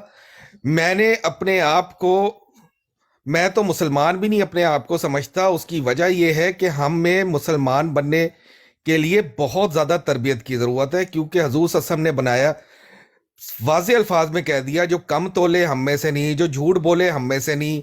मोहम्मद सैयद साहब, मैं सॉरी आपकी बात काट रहा हूँ। अगर रसूलुल्लाह सल्लल्लाहु अलैहि वसल्लम एक चीज़ फरमाएं, ठीक है, मेरे मुंह में खाक, तौबा अस्फार, हमें एक तलकीन काम की करें और खुद वही काम ना करें तो आपको कैसा लगेगा? मैं तो ये सोचना भी अपने लिए बहुत बड़ा गुनाह समझता हूँ। हम गुनाह समझते हैं। तो आपके मिर्ज़ा साहब जो करंट मिर्ज़ा हैं या पिछले मिर्ज़ा थे, आप लोगों को कहा जाता है कि अपनी बहनों की बेटियों की शादी या इवन अपनी शादी बहुत कम खर्ची में करें, फजूल खर्ची ना करें, जबकि आपके मिर्ज़ाओं की बेटियों की शादी वो चंदा सिस्टर ने बताया था, मैंने खुद तो नहीं देखी ना, मैं अटेंड वहाँ पे कोई गेस्ट था, उनकी अपनी बेटी की शादी, अल्लाह उनको बेटी को खुश रखे, बहुत ज़्यादा खर्चा हुआ तो उन्होंने फरमाया जब अल्लाह ने मुझे दिया हुआ तो मैं खर्च तो करूँगा। तो ये यानी दो चीज़ें आ गई ना डिफरेंस दोनों में। मैं तो इसलिए समझता हूँ कि ये तो जिस तरह हमारी मुसलमानों की उम्मत है, इसमें अगर हजूर सल्लल्लाहु अलैहि वसल्लम के इरशादात के हिसाब से देखा जाए तो मेरा ख्याल है कि सिर्फ चंद सौ ही पूरी दुनिया में अफराद बचेंगे जो वाकई सच्चे इस्लाम को और हकीकी इस्लाम को जो है फॉलो कर रहे हैं। बाकी तो सारी उम्मत ही इस्लाम से बाहर है। और रही सवाल फैसल साहब की, तो सिर्फ मेरा एंदी, क्योंकि एंदी होने का मतलब ये है कि सही और हकीकी सच्चे होने की दलील जो है ना वो एंदियत ही है। मैंने सिर्फ अपने आप को एक दिन सिर्फ इसलिए बोला क्योंकि मैं अपने आप को मुसलमान या एंदियत के लेवल पर नहीं समझता, क्योंकि मेरे में बहुत सारी कोताहियां और कमियां हैं जिसकी वजह से मैं उन कमियों को पहले पूरा कर लूं, अपने अंदर उन नेकियों को अपने अंदर लेके आऊं, फिर मैं अपने आप को सही मायनों में हकीकी इस्लाम और अहमदियत का सच्चा खादिम कह सकता हूं। सोहेल साहब, अलीम साहब भी आ गए हैं। मैं जो पीर साहब ने जो बात की उनको मैं जारी रखने दूंगा 1 मिनट के बाद। मेरा ख्याल है वो बैकग्राउंड में चले गए हैं। हमारे ऊपर ये चंदे का बड़ा जो है इल्जाम लगाया जाता है जी, चंदा चंदा चंदा। ओ भाई, चंदा मुझे कारोबार में नुकसान हुआ, कुछ साल में चंदा नहीं दे, उसके बाद मैंने खुद जमात से राब्ता किया कि भाई मेरा बड़ा दिल है कि जी अब मैं इस पोजीशन में आ गया हूं, अल्लाह मियां ने मुझे बेहतर हालात में कर दिया है, अब मुझे बताएं कि जी उन्होंने तो नहीं मुझे गन पॉइंट पे जी लेकर चलेगा जी तुसी इन्ने साल तो चंदा नहीं दिता तो जी हुन कड्डो चंदा जी बाहर।